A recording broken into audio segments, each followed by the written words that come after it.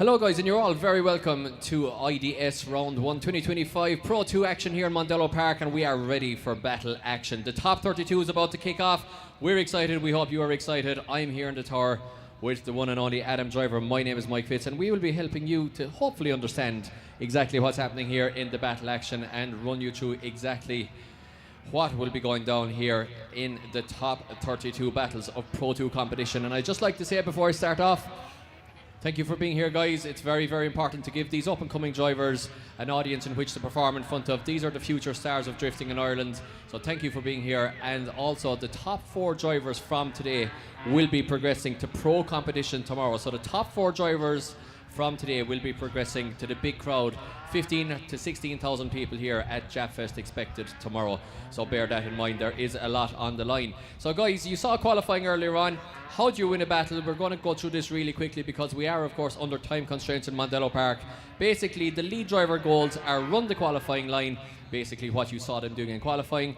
They want to try to run a 100-point qualifying run a chaseable lead run, which means no funny initiations and a kind of a predictable line and a predictable run through the course for the chase car, and they have to follow the acceleration and deceleration map. Then the chase driver goals have to maintain close proximity to the lead driver with as much duration as possible, match or better the lead driver's angle, and mimic the lead driver's transitions and lines throughout the course with as much proximity as possible. And we're ready to rock, guys. We're straight in. It is Daniel Devine, our top qualifier, to lead in. Cian Leahy, 2JZ Power versus E46. Cian Leahy cutting the track a little bit there, Adam, in order to find the proximity. The judges said in qualifying they can do that. They might get a big advantage from doing it. They are allowed to cut the track a little bit, might get the big reward, but they do want to put him on the door. As we see the drone shot, look at the transition, and here we have it, straight in our first run of the first battle. Straight in, no messing about. Danny had a bit of a lot more space in between him there in the first half of that run until Cian came back up against him on the second half. They came out of zone 4. We got to go again now as Cian takes the lead this time, and Danny will be on the chase to see who gets through. Exactly, Adam. So we switched them around. I was going to say swap, I was going to say switch, and I kind of got between the two, so we'll go with switches. We switched them around. Cian Leahy with BMW 330 power naturally aspirated, 3 litre naturally aspirated straight 6. Daniel Devine, the local man from Naas here in Kildare, with 2JZ power this season. Of course, lots more horsepower from the lead car there that time. Of course, we're going to swap them around now. Cian Leahy becomes the lead car. Daniel Devine now has to rein in the 600 odd brake horsepower that he has, and hopefully for him follow a slower lead car without making a mistake. So this is where a little bit of control, a little bit of left foot braking comes into it, maybe a little bit of tactics, maybe let the lead car. Danny Devine might want to let Cian get away from him here a little bit, because the first corner is famously hard to chase through if you have more grip and speed than the lead car. So let's see, is he going to let him get away? It doesn't look like it. Danny Devine is right on Cian Leahy's quarter here. Just lets him get away a little bit in around the first corner. Cian drops a wheel, almost flips the BMW. We've seen enough of that today already. Now let's see, Daniel Devine really has to find the door here. Really, it looks like Devine has the pace here. Oh, lovely white line there from both drivers as they come into outer zone 5 as they switch them back. Beautiful transition there from Devine in the chase position. And guys, that is a Pro 2 twin battle in the books. Absolutely, you can see the difference there. Danny came in a lot closer and tighter up on the Cian's door there through the first transition point and coming into the first few outer zones and the inner zones, trying to get up right up on top of him to get ahead of him and hopefully take the score on this battle. Yeah, definitely. So the wrong driver displayed there on the live stream, of course. First live stream there today, and a couple of technical glitches might be expected. There we have it, Cian Leahy, Pro 2 driver against Danny Devine, and there you have it, guys. Danny Devine is your winner.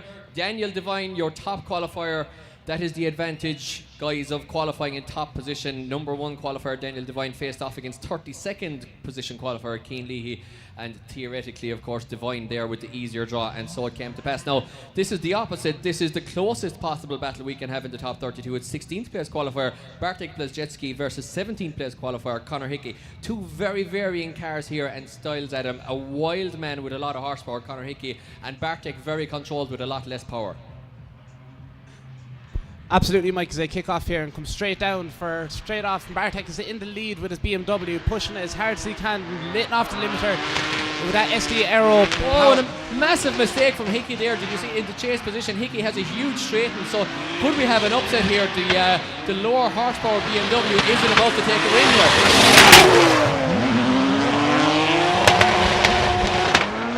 So let's see now what Conor Hickey can try to do in the chase position, but I don't know. Conor Hickey there had a huge mistake between 3 and 4, and you know you have to fancy the higher horsepower car in Mondello in different tracks, especially the likes of Kerry. The BMWs actually seem to go a little bit better in 360 Motorsport Park, but here in Mondello Park the horsepower is definitely an advantage in the wider, more open track. But I'm not sure there. I don't think Conor Hickey had a very, very good run there at all. So Bartek Blazejewski there, I believe he's 17 years of age if we can find him here in the notes. And he could be here, you know, even though they qualified very closely, he might be about to make an upset here, Adam. Absolutely, Mike. We'll have to see as they line up for their second run, switching places, you may say. Seeing how things are to go this time, as the Silvia will be taking the lead spot this time, while the BMW will be following and trying to get up on that door as hard as they can. Well, you see, the judges will definitely have Bartek at an advantage here after that big mistake, but I think, to be honest, it might swap around here because the pace that Hickey will have in here will be vast compared to the BMW, I think. So he might arrive at the first corner a couple of car lengths ahead and maybe claw back some of those points that he lost with that big mistake, but we'll have to see.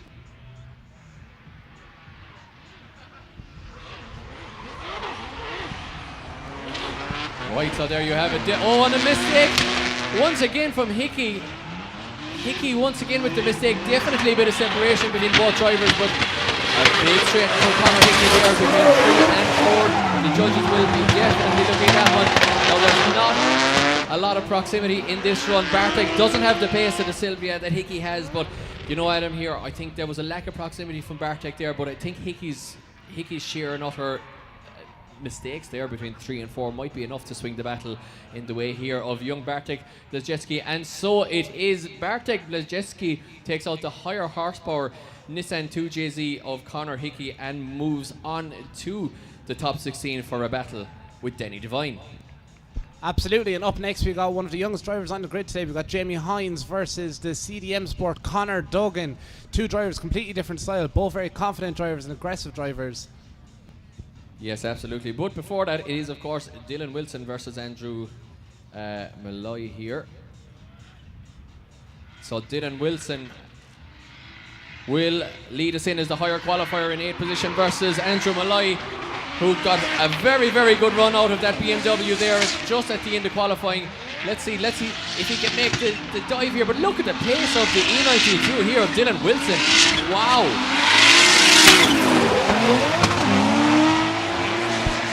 Dylan's given absolutely everything to get as much proximity as he can against away from that BMW, filling the place of smoke and blinding the chase driver, trying to get them to hold back as much as they can.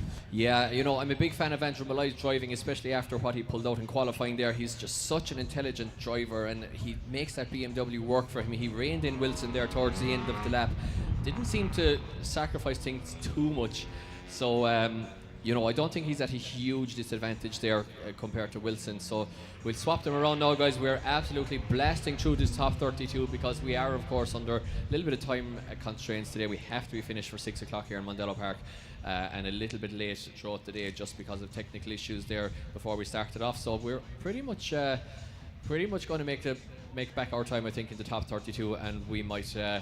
You know, we can relax a bit then in the top 16, Adam, if that is such a thing that happens, which it usually isn't because the action usually heats up then in the top 16, so whatever.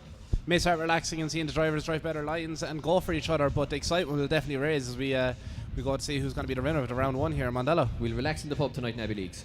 We absolutely will. We absolutely will before tomorrow. So swap them around, guys. Lead becomes chase, and it is the slower car of Andrew Molloy to lead in Dylan Wilson, both BMWs. But look at this, Andrew Molloy. There's nothing slow about his entry here. He's after pulling out a gap here on Dylan Wilson, who is trying desperately to close the gap, and he has cut the track. Wilson is slightly on the inside of the track here. Maybe not the perfect line at all. To be honest, now he has caught the line here. He caught him by cutting the track there a little bit, so I'm not sure what kind of an advantage he's going to get back here. Of course, we do have the luxury of going to the judges for an explanation if there is a very close run as they cross the line. And yeah, I'm not sure. I think Wilson there cut the track quite a lot in order to gain back the proximity on Molloy, but it's going to be a close one over the course of the two battles. I do agree, Mike. That's a perfect example of what you were saying before and how the power difference in cars can make things different. Just because you have more power does not mean that you got the full advantage in a chase and battle position, because you got to hold back and you got to really control your car to try mimic and repeat what your lead driver has done for you. Indeed, and one of the advantages now of the live stream, of course, the judges have instant replay of all angles with the live stream, not just the couple that were there in previous years. There are many, many angles for them to look at, so we are just waiting for a result to drop in as we see our next battle gridding there. It is, of course, Andrew Molloy and Dylan Wilson, the next battle, but we're waiting for the result here of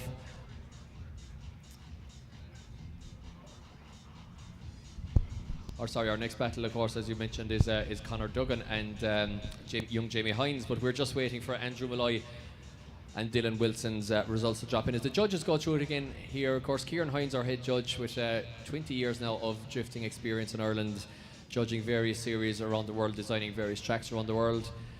We have Tom Murphy alongside him, a former IDC driver with about, I would say, about 12 years of drift experience now, and Tomas Falvey, who has almost as much as Kieran Hynes, who is around since 2008, I'm going to say 2009 as a driver. Of course, dad of Conor Falvey, who is a Drift Masters competitor now, is our third judge and a new judge for this year. So a combined experience in the tour, I would say, of about maybe 50 years.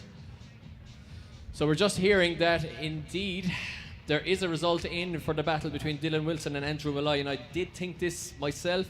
It was too close to call, so the judges want to run them one more time between Dylan Wilson and Andrew Molloy, so that will be a one more time. Judges couldn't split them. One more time, giving them both a chance to go once in the lead and once in the chase to show and basically just repeat exactly what they've just done. Hopefully this time we'll come out with a clear winner as to see who wins that battle between the two drivers. So we're ready to rock with, I would say that we're going to run the next battle now, just to in order to keep the show going and let the other guys get their tyres and things in order for there one more time. So indeed, leaving the line, it is young Jamie Hynes, the higher qualifier, from 9th position to meet Conor Duggan in the CDM Sport. Oh, very early initiating E46, or maybe was Jamie Hynes a little bit late in the initiation there. A little bit of a funny initiation there. Duggan seemed to snap onto angle and Hynes wasn't yet, but they're back in formation now. Loud V8 here of Conor Duggan, drawing out the park with nice and lovely proximity here from Duggan as well, and a nice lead run from Hynes. And as we always say, in order to have a good chase, you have to have a good lead, and that was a nice lead from Hynes, especially once he was in around clip 2 onwards. Absolutely, that being Jamie's first ever competitive battle chase run with anyone. He's come around here and he's put down quite a clean line, definitely giving the perfect opportunity for Conor to give his best proximity as he could and come up on Jamie's door and push him around the track. So they're going to switch places or swap. I don't know which one we're going to say, Mike. Switching and swapping. How about we switch and swap what we say? Okay, yeah, so we'll you say swap and I'll say switch. Yeah, now we can swap and switch it around. Okay, cool. Yeah, we'll do that. Right, so Jamie Hynes, as you mentioned, it's his first ever competitive battle. And you know, I'm going to say something here, Adam. You see with the young guns coming in, a lot of them spend a lot of time on the sims. Obviously in the sim, if you crash the car, you can hit reset, start again. You don't have to pay for anything. And the young guns as well usually don't have to pay for anything because they're still in school and they can't. So it's usually their families pay for it or whatever. Hopefully some sponsors as well come on board. But it does lend itself in between the sim driving and between the fact that you don't have to slog for weeks on end in order to pay for some engine parts or some body work or whatever. They do tend to throw a little more caution to the wind and just go that little bit harder.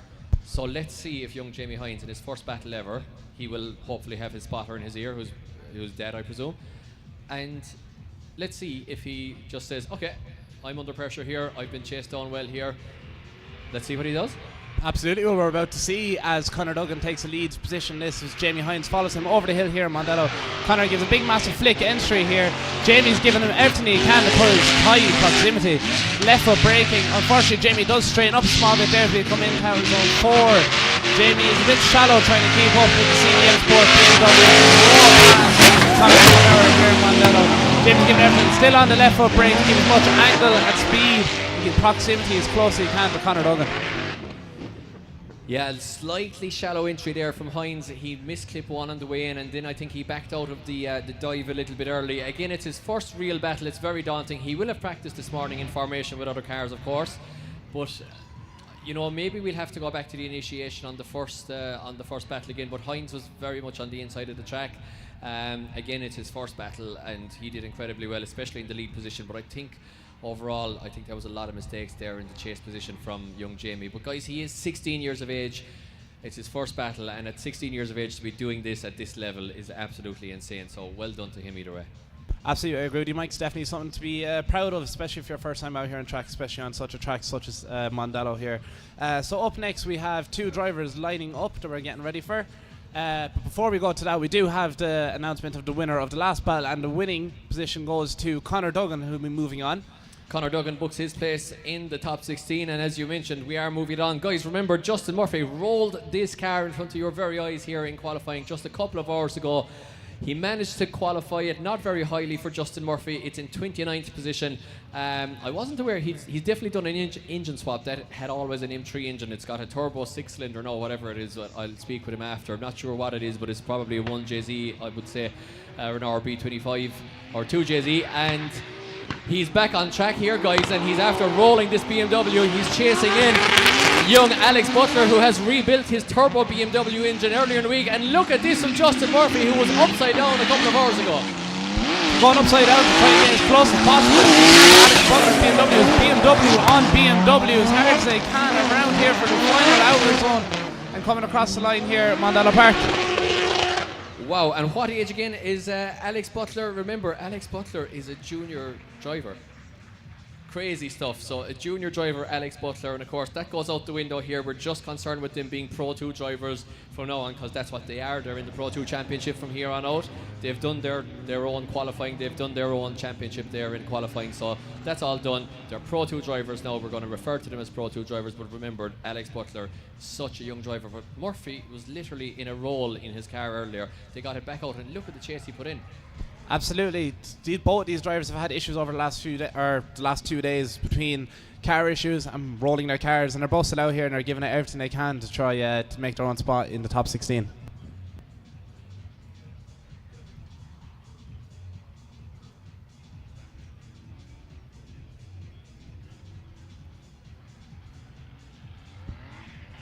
So as they leave the line, swap them around, and this time it is Murphy to lead us in, and young Alex Butler. It is Kildare versus Loud, and look at this for an entry from Justin Murphy. No fear this time. He puts it right into clip 3 where he rolled earlier on, but look at Butler now looking for the door of Murphy. He has to make the dive. Does he make the dive? He does indeed. He finds the quarter panel. Oh, but he dives a little bit too hard and gets caught out of formation. Could there be an upset here? Alex Butler qualified in 4th position. Justin Murphy qualified down in 29th position after that roll. Guys, can we hear a round of applause, please, for the two battlers here, Alex Butler and Justin Murphy. Thank you, guys, just for being out here, because, wow, Alex Butler had engine parts. We got engine parts delivered to them Tuesday morning. They had to do a whole engine rebuild. Then Justin Murphy was upside down a couple of hours ago. Probably still dizzy from that. And they're out here doing their thing. Well, things have gone upside down really for Justin today, as he's now made his way into the top 16. He has progressed. Absolutely. So Alex Butler, 4th place qualifier, knocked out by 29th place qualifier Justin Murphy. So that's that system out of the window. As we move it along next, are we going to do one more time? We're not. We're moving along. I see David Forde. David Forde is warming his tyres in his V8 Turbo R32 literally with an eBay Chinese turbo on that one. And Wuhan Warrior, as you said. A Wuhan Warrior, doing the Wuhan War whistle, as it's known. And he's got an unfortunate draw here, possibly, because David Forde is the higher qualifier, but he's after drawing a very hard charging Ryan Nally, who didn't qualify as highly as he can do. He's in 28th place in qualifying, so David Forde, as the higher qualifier, won't have the best draw in the world here. Let's see what he can do. David Forde leads us in. Ryan Nally to chase. We are ready to rock here. Keep it going at round 1 of IDS 2025, and look at this on Nally. He's right there. Was there contact? Wow, there's drama. David Forde, did he hit the barrier, or is he safe? But wow, I think there might have been contact there because that was an insane entry in the chase position there from Nally. Absolutely, Nally was not holding back there at all as he came in over the hill here. He was pushing right up as hard as he could on that skyline. As we said, his dad John was a motorbike racer and quite a good one, I believe, back in the day. And I think that he was known as a very, very aggressive racer up here in Mondello and in the UK as well. And we were asking the question earlier whether Ryan brought the genes from his aggressive bike racing dad, and it looks like he did because, yeah, that was insanity. Absolutely. It's going to be down to our judges now to deem who's at fault there if the lead driver had slowed down a bit too early before the decel zone, along with seeing, or else was it due to the chase driver coming too close and causing the Yeah, and it's you know what, it's great to see as well, guys, over in the grandstand. Such a packed grandstand for the Saturdays. Before, once upon a time, the Saturdays were just kind of a warm-up to Sunday, and only the very hardcore people and the crews were here. So fantastic to see such a crowd in the grandstand. Thank you, guys. And all around the banks there, all around the track here in Mondello Parks. Tomorrow will be a different story. It'll be absolutely rammed here tomorrow, as it always is for Japfest, especially with good weather forecast. But to see the crowd here on the Saturday supporting these up-and-coming drivers, supporting the next wave of talent, supporting this championship is fantastic. So guys, on behalf of the championship and on behalf of Irish Drifting, thank you so much for the crowd here today. The drivers will be delighted with it as they leave the line and they come on up the hill in Mondello Park here. It is Nally to lead us in. David Forde doesn't have near the proximity, but David Forde has an understeer moment and almost has a big moment in the barrier. It's all happening in this one. Unfortunately, yes, things didn't look too well there. I'm not too sure what way this kind of goes. Young Nally is still pushing his way around the track to finish his run and get points for himself on the board, but I wouldn't like to be the judges in this position. I'm not too sure how to get around this. Yeah, well, I think I'm not sure what happened in the first one. I'll have to watch the replay. We missed it here the first time around, but David Forde's issue on the second run was all his own, I would say. Unless, there was an issue caused by him being knocked off on the first run, but I don't think so. I don't think it caused any mechanical damage, the contact from the first run. Which is very possible, yes. We can see there as he comes around in the trace position around just over the hill that his tyres do straighten and he struggles to get the back end of that car to kick out again.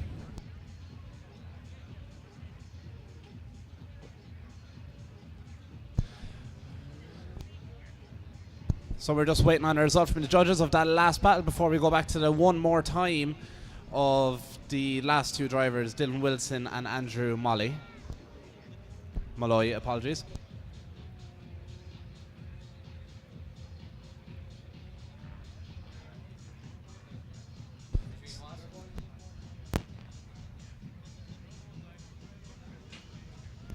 So we can announce it is the second one more time of the top 32.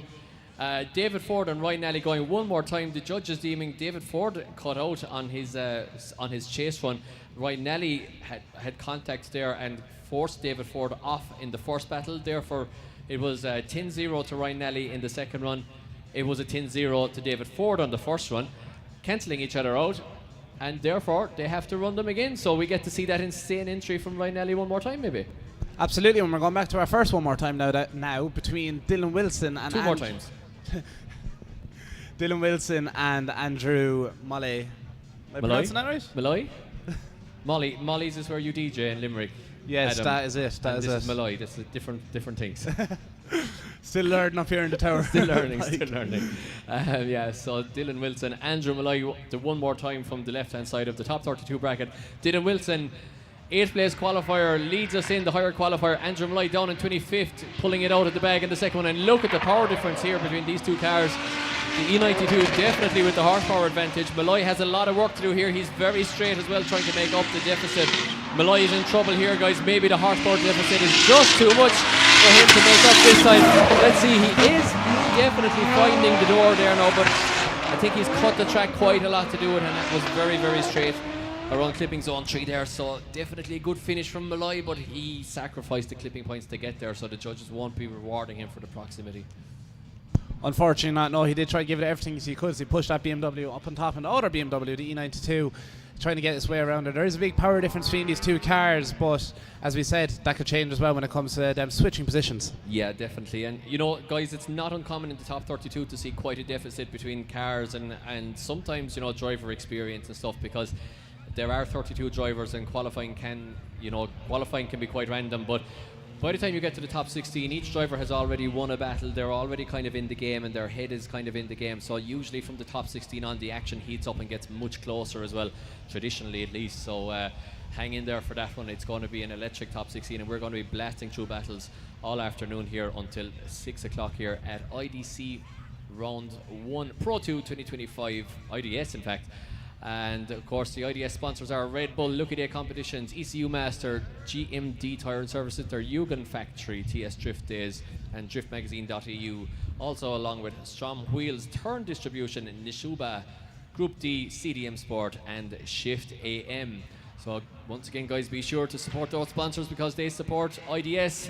As Andrew Molloy leads us in, and now, does he have a problem? He looked quite slow there. No, he's in. He's okay.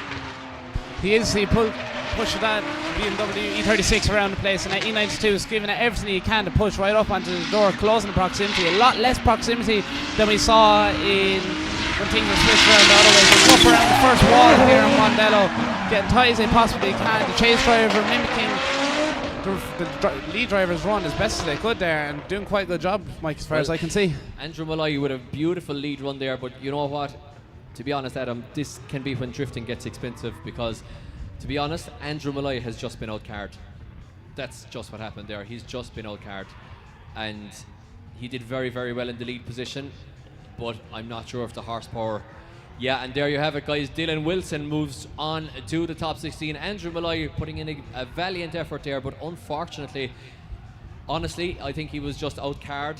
Wilson had the horsepower there. In Mondello Park, it makes a difference. In other tracks, you know what? Molloy there might have had the better of Wilson there, but in Mondello Park, sometimes the car is just a slightly bigger part of the equation. Absolutely. As you said, like for the likes down of 360 Motorsport down in Kerry, a BMW could definitely take on a much higher power car and have the advantage down there to depending on the driver's talent.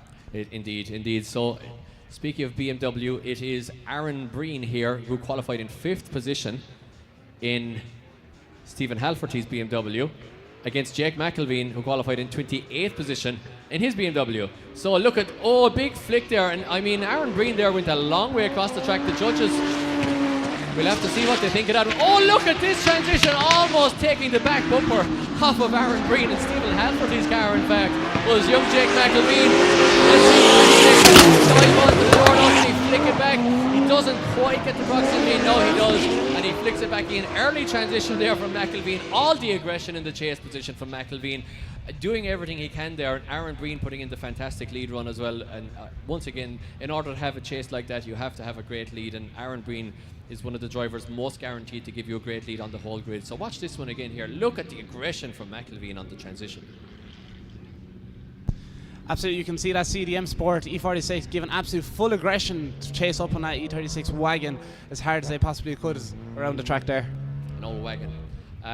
So yeah, I don't know. I mean, McIlveen there doing all he can. He left Aaron get away there just after 5, between 5 and 6. He left a big gap open up.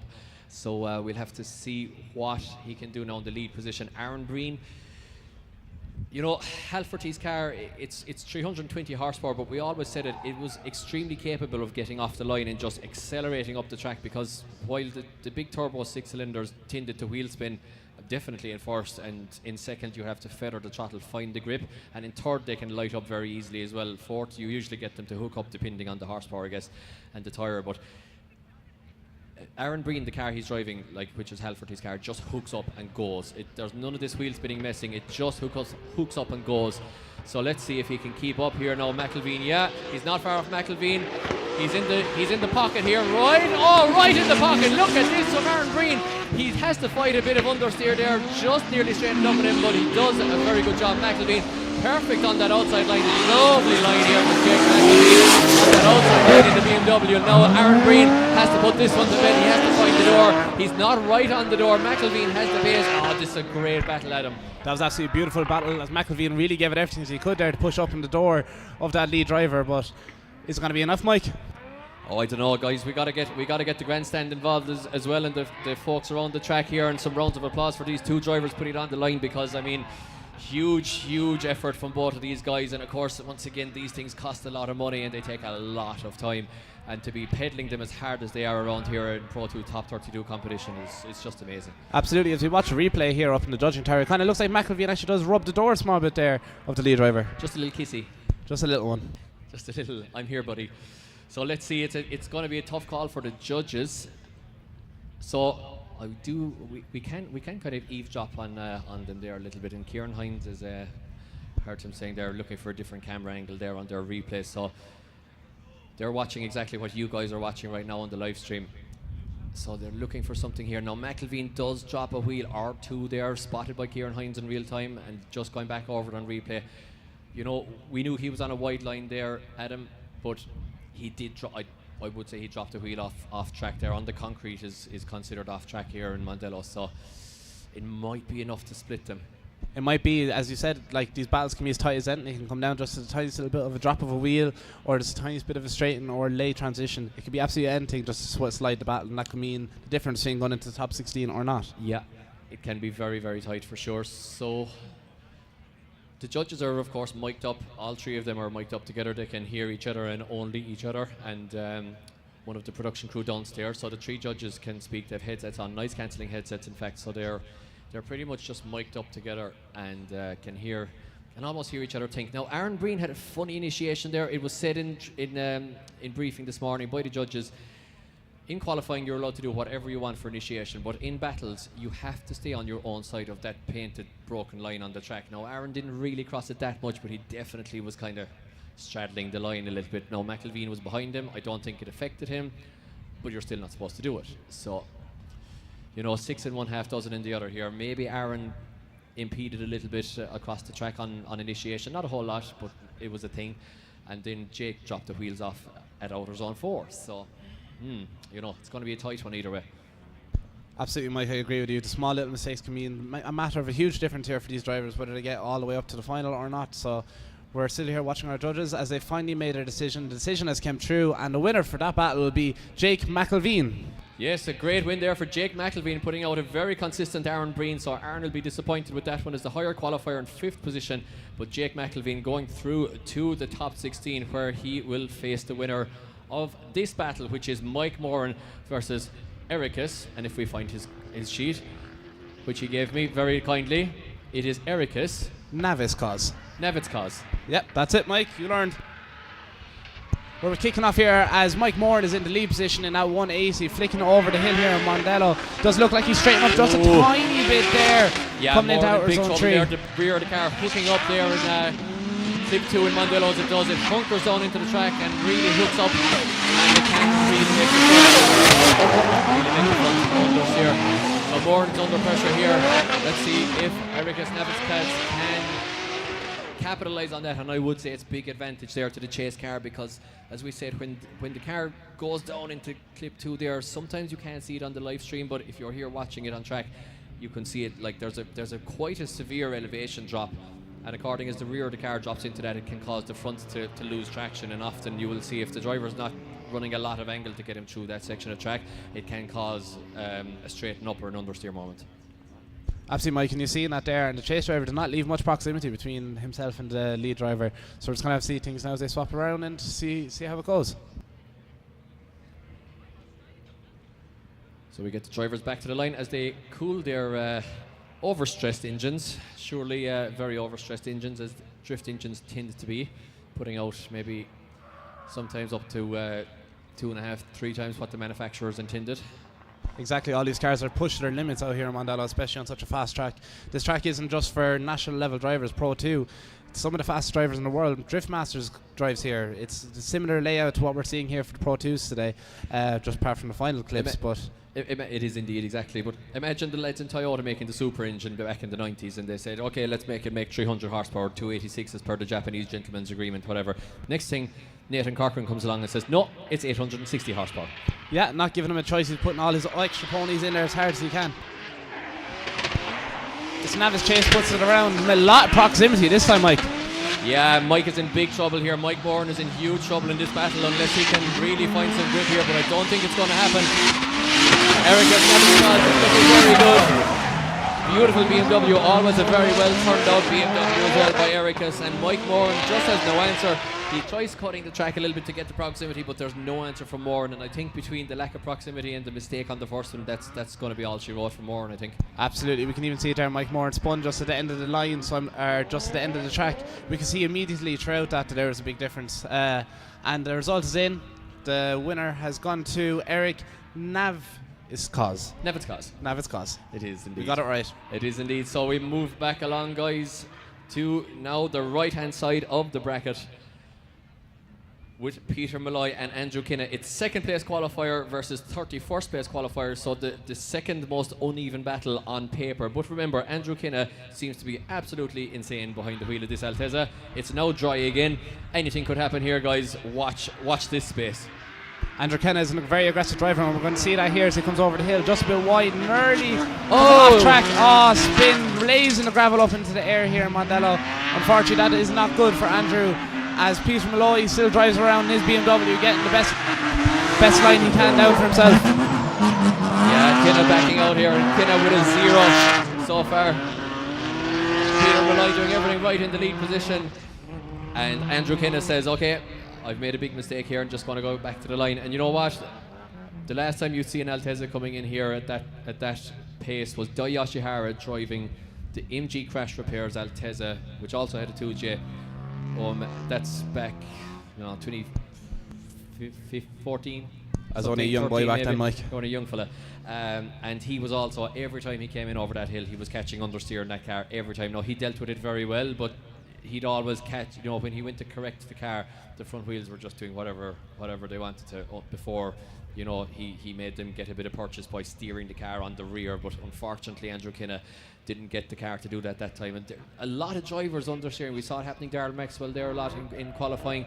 A lot of drivers, maybe it's just the low track temperatures today, but they're catching a lot of understeer. And of course, these front tyres need warming as well. You have to push them around the burnout box. You have to make them understeer up and down the track to push a bit of heat into them. And maybe the lack of experience at some of these drivers, I'm not sure, but there seems to be a lot of understeering going on. Absolutely, Mike. You never know what way it could be. As you say, like compared to qualifying, there's a driver either in front or behind you here, and you've got to be as close to them as you possibly can, or far as away from them as possibly can, present them a position. Yeah, but as you can see here, Andrew Kenna comes over. Beautiful line. Just a little bit wide from Kenna, but absolute huge pace through the first corner from Kenna. No shortage of bravery on this man. Peter Molloy is way back, but he knows he's on a big advantage here. He knows he's on a massive advantage here. There's a huge gap between both drivers. And Peter Molloy knows that he's under no pressure to take this battle. And of course, we do have such a thing as an inactive chase, which is 10-0 to the lead driver, but that's only if essentially the chase driver is miles back. And I don't think that was anything near that, to be honest. Absolutely. Andrew Kenna came in there in the first three clips really, really fast, pushing away as far as he could from Peter Molloy and filling the place with smoke. So the winner is, as you can see on the live stream, guys, it is Peter Molloy takes the win on that one. No surprise there, big mistake there from Kenna in the first one and shut it down. So Peter Molloy moves through to the top 16, and we move it along to our next battle. It is the madman from Limerick, Gareth Collins, versus the hard-charging Dean Shiels. So this is going to be a tight one, I would say. This is going to be a very close battle before I even saw their qualifying scores, and their qualifying scores sit them in 15th and 18th position. So on paper, it's also going to be a very tight one. Exactly, yes. I don't have their exact scores with us here now, Mike, but 15, 18, that could be the matter of just a couple of points, like a matter of 0 points, whichever, between these two drivers. So their qualification run was not that far off each other, to be honest. Yeah. So like it could be a very quite tight battle. Both of these drivers, I think, are big names for the future.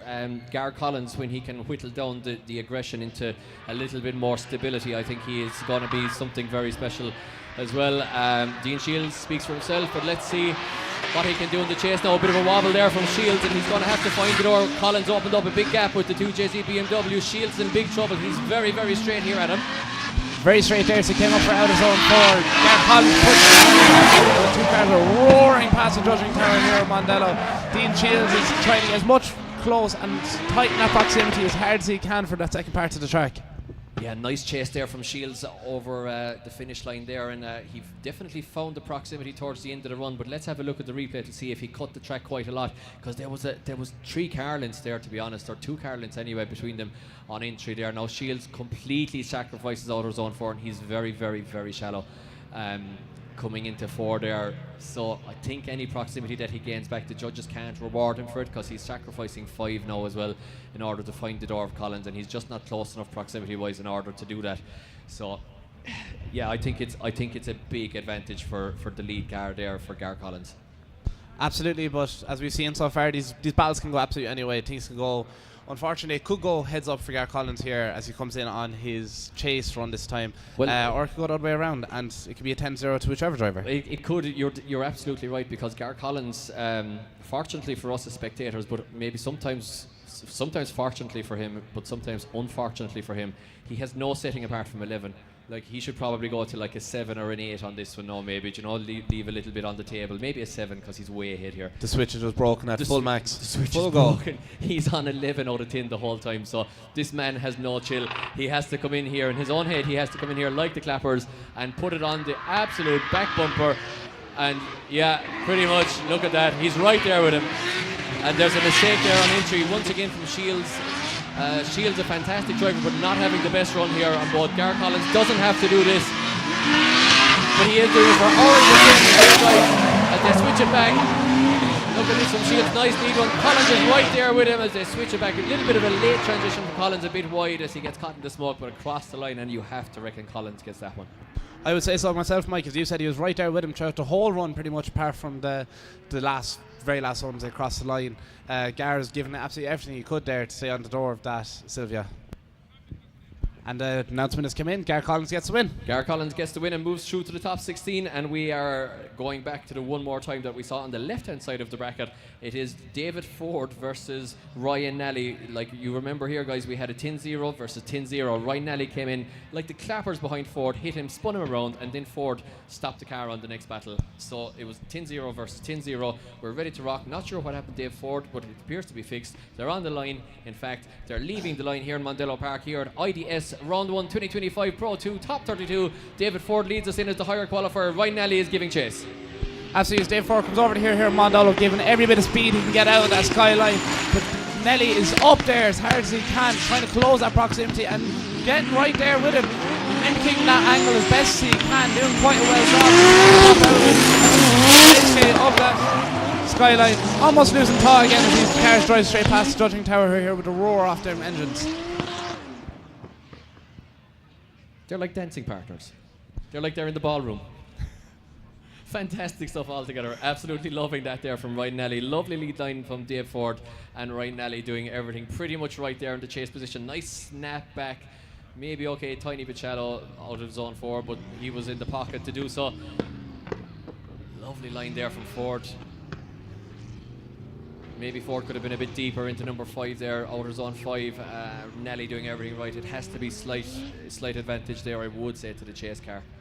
I would say so too, Mike, as we're about to see him line up again. David Forde is actually having to give it everything he can this time to try to pull this away from Ryan Nally. Yeah, two gentlemen outside the car here as well, and you know, I'm sure that they're having fun, and it is the best. It's the best crack ever behind the wheel of these cars, especially in battles. You're just having the best time, and these lads, they're getting to know each other in the championship. Like I said, there's some guys, you know, that started around the time of the Drift Games Nationals 2017. They're a fantastic group of people. Drivers came up there, including Stephen Halferty, who we'll see tomorrow.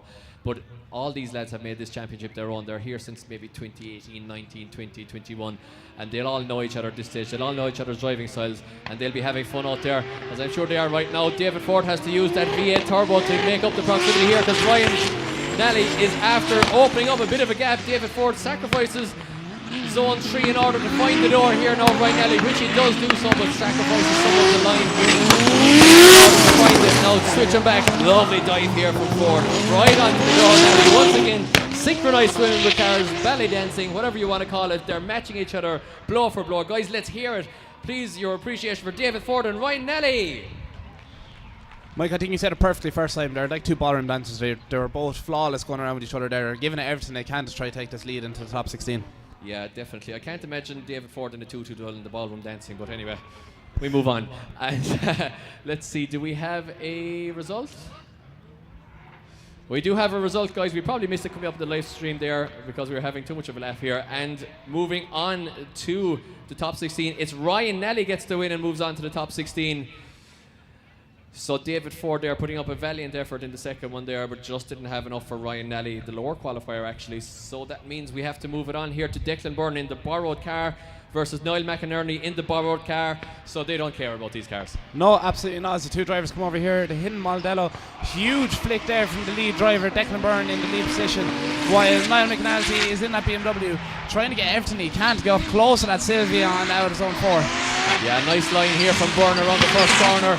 Second corner and the third corner, lovely line here, but McInerney's after finding his door, the man from Clare looking for the man from Carlo's door and finding it absolutely across the line. A great battle there from both drivers. Maybe, I think, you know, good lead there from Declan Byrne. Maybe a tiny bit shallow there between 3 and 4 once again from Niall McInerney in order to gain the proximity, but again the judges will take that into account, so we'll have to see exactly how it turns out after the next one. Absolutely, Mike. There's a reason we're here talking about it all, and the lads are over there judging it all. Exactly. I just make it up as I go along. I am just following your lead.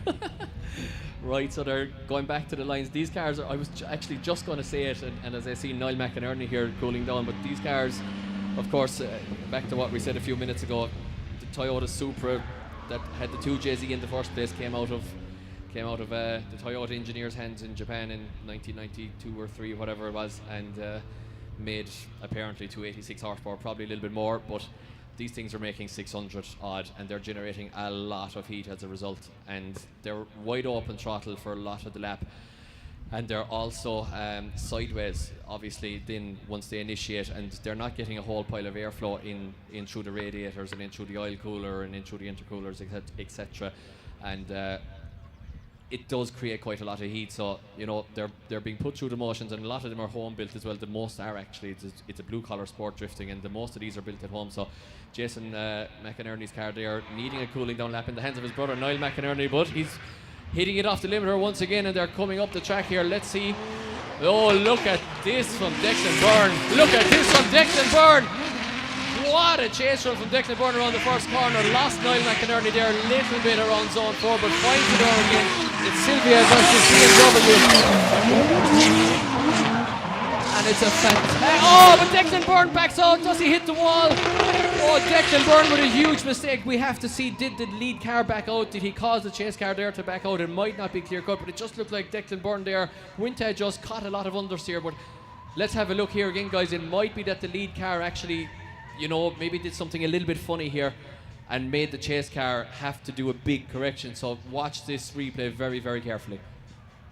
Right, so we have McInerney. Byrne loses in there and has a very shallow transition. Now he's making the dive, he's gaining ground. No, I mean, McInerney does nothing wrong there.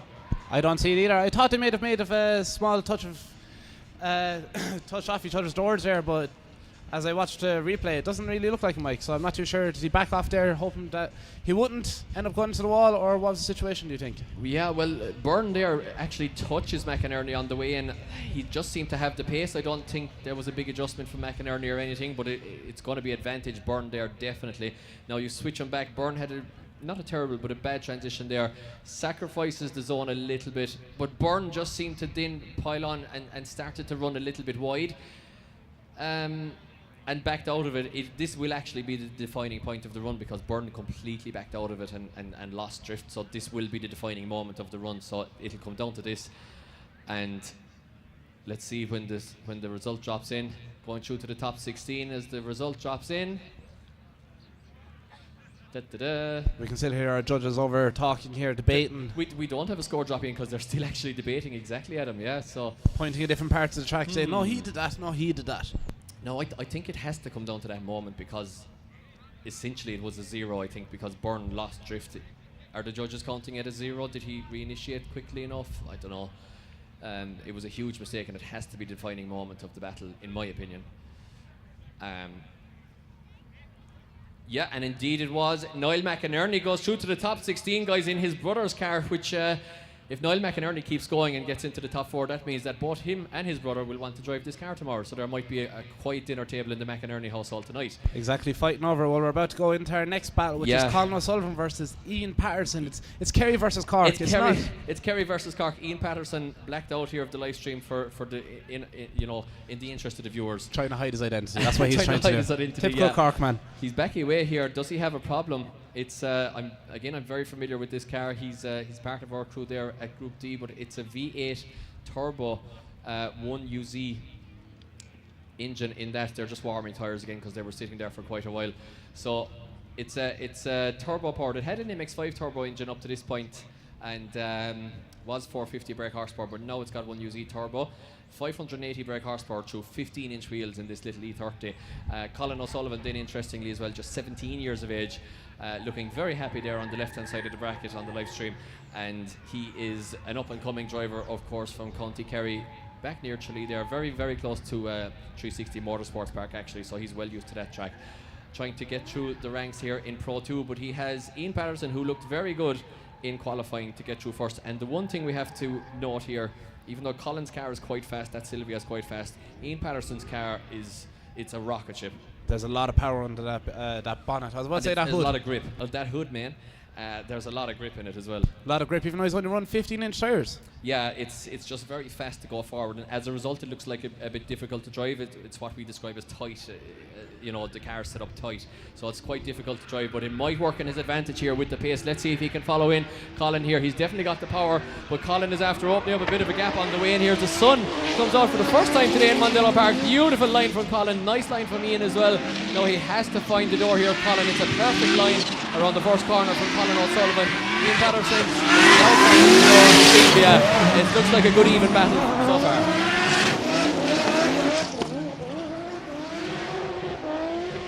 Absolutely beautiful line there from Colin O'Sullivan. Does look like he dropped a tyre there coming on to outer zone 6, but apart from that, it was definitely a textbook line for Ian Patterson to try follow. Yeah, looked very good. Patterson, I thought, could have probably just come in a little bit more aggressive on the initiation. You pretty much have to, even though it's top 32 in Pro 2 here in IDS. The top 32 in Pro 2, we've whittled it down from 70 drivers, and there's no easy battles in this, to be honest, because it's the cream of the crop until you hit the pro class. So you have to go hard from the get-go if you want to progress even in the top 32 of this, unless the other driver makes a big mistake. But Colin O'Sullivan, I've seen him develop over the last year. He was quite wild when he hit the scene first. He had a couple of mistakes in him. He had brilliance in him as well, but the mistakes seem to be kind of becoming less and less. He seems to be maturing at the tender age of 17. So let's see what Patterson has here in the lead. Now Patterson has the grip here to open up a big gap, but let's see if Sullivan can stay with him. He can. Look at the pace of the E30 in over the hill with Colin O'Sullivan now turning the screw, but Colin has a big understeer and can't keep with the pace and goes off Patterson. Now, Colin has to be careful here. Patterson is on a perfect lead line here. Colin O'Sullivan couldn't stay with the pace. Wow! So the battle gets turned around. I'm kind of lost for words, Mike, if I'm honest. Colin completely went off track there. He went grass drifting there for a while and decided, do you know what? The tarmac's quite fun. I'll go back onto it. Yeah, as I get a lovely gulp of their tyre smoke there, but I'll tell you exactly what happened, because it happened to myself more times than I care to remember. Against Conor Shannon one day, exactly the same thing happened to myself. You come in, the guy in front of you has gapped you, he's extremely, extremely fast, and you just send it as hard as she will possibly go around clip 1 and 2 in order to try to make up the gap. As a result, you tend to not have quite the angle that you need to in order to carry it around there, and the front the rear hooks up, the front pushes, and it sends you into the grass, and that's exactly what happened. Colin, he was just trying to go fast. He just wants to go fast, man. Just wants to go fast. He just sent it that just a little bit too hard. The result did come in, and that battle goes to Ian Patterson, who'll be moving on to the top 16 as we move on now to our next battle against Jake Davey and Nathan Corcoran. Yeah, so Jake Davey, they're pulling the junior driver there, and the junior driver in the Davey household as well, pulling out a fantastic qualifying run there to put himself in the magical third position that everyone seemed to want to get into in qualifying. Nathan Corcoran, I'm not sure if it's his first time. It's not his first time qualifying for battle, but it is his first time qualifying for battle in a while, because he has had nothing but problems last year with this 860 brake horsepower 2JZ E46, but he seems to be going all right today. Now Nathan follows in. Young Jake Davey A little bit of a gap opening up between both drivers now. Jake Davey doing everything right with the SR20 power. Nathan Corcoran now looking for the quarter panel. A little bit of a waiver from Corcoran there as a result. And he has to really do something over the second half of this lap in order to give the judges something to think about. A little bit of a late transition for Corcoran as well. Got caught behind Davey as they crossed the line. Nice lead run from Davey. Corcoran maybe could have transitioned a little bit earlier there and just got on the quarter panel rather than getting caught behind the back bumper there, Davey. Absolutely. From what we can see here in the replay, what you said there is completely correct. There is a lot of power under the engine of Nathan Corcoran's. I'm not too sure of it myself, if you might know yourself, Mike, but you can see it seems like he's trying to hold back as he came up to the end of outer zone 6. He just kind of gave it his last bit and just pushed up right up onto the back bumper. Yeah, I do believe the last figure I heard was 860 brake horsepower, which possibly makes it the most powerful car in the series, not just in Pro 2. Maybe some pro cars tomorrow might have something to say about that, but it would be up there with any of them anyway. It's absolutely crazy power when you think of it. When your standard roll car could be anywhere just around 100 ponies. Yeah, absolutely. That's Driftmaster's level of power. Well, you know, knocking on the door of it anyway. You kind of seem to need 1,000 to be at the pointy end these days, but 860 will definitely get you around the track.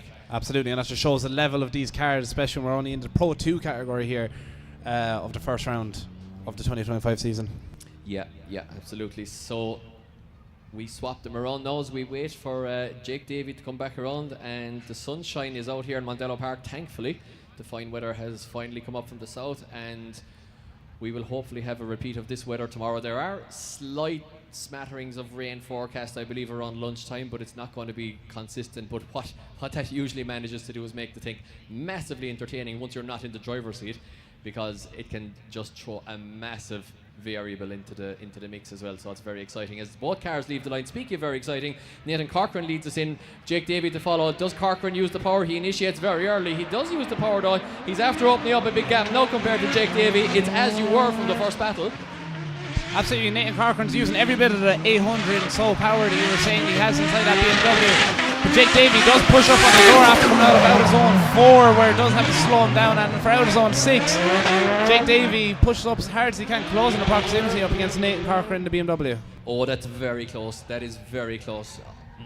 I could see you there watching it, Mike. You were like, didn't really know what to say. Yeah, just really came up to it. It's very, very close. I mean, there's a huge gap after opening up there on inch in. Look, I mean, Davey completely cuts the track at outer zone 4. I thought Davey had it, but because of Nathan's transition at the end, maybe the first one was enough for me, maybe. But do we have a result? The result is in, and the winner and moving on to the top 16 will be Jake Davey.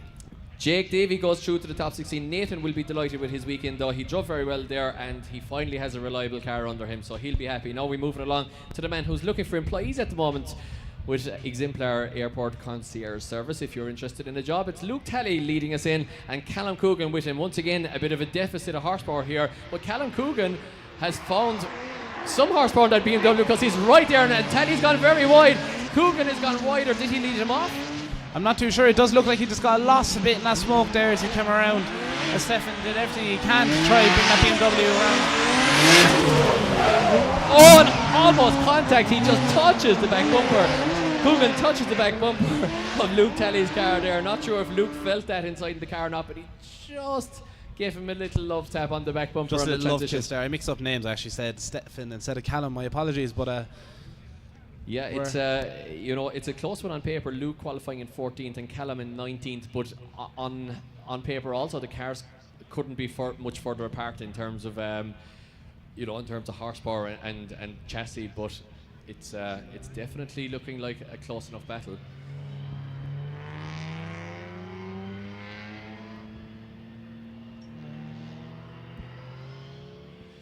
So we're just getting a bit of information on the next battle, which we'll bring you as we get to that one. Bit of interesting info, just a little bit of trivia, and we'll swap them around now. Here, guys, you have to fancy Luke Talley, absolute gentleman as well, a gas man, as we'd say down in Cork. But you'd have to fancy Luke to have the horsepower here to really put it on Coogan's car. However, as we always say, especially in Pro 2, Mondello's a hard track to follow in a slightly slower car if you've got your car gripped up, especially at Clip 2, because there's nowhere to go. There is literally nowhere to go, and you generally don't have the sheer and utter power and momentum in the chase position to left foot brake it. So you kind of have to adjust it on the handbrake and things. So what is Luke Talley going to do here? What way is he going to approach it? He's going to put it right on the back bumper is the answer. By the looks of it, that's exactly what he's trying to do. He is trying to hold back, knowing he has a lot more power than that BMW, push it around, but he still is closing that proximity as tight as he can, pushing right up to him, making a few dives, nearly hitting the back bumper as they come around here for one of the first walls. Small bit shot on the outer zone, but Luke Talley, I don't know, Mike. Luke Talley was right and close to him the whole way around. Oh, it's another very close one, I think, because Luke there had a slight correction, a bit of a wobble there just before the last transition, and it's a very close one. Let's watch the replay here again. Now Luke totally misses zone 3 there.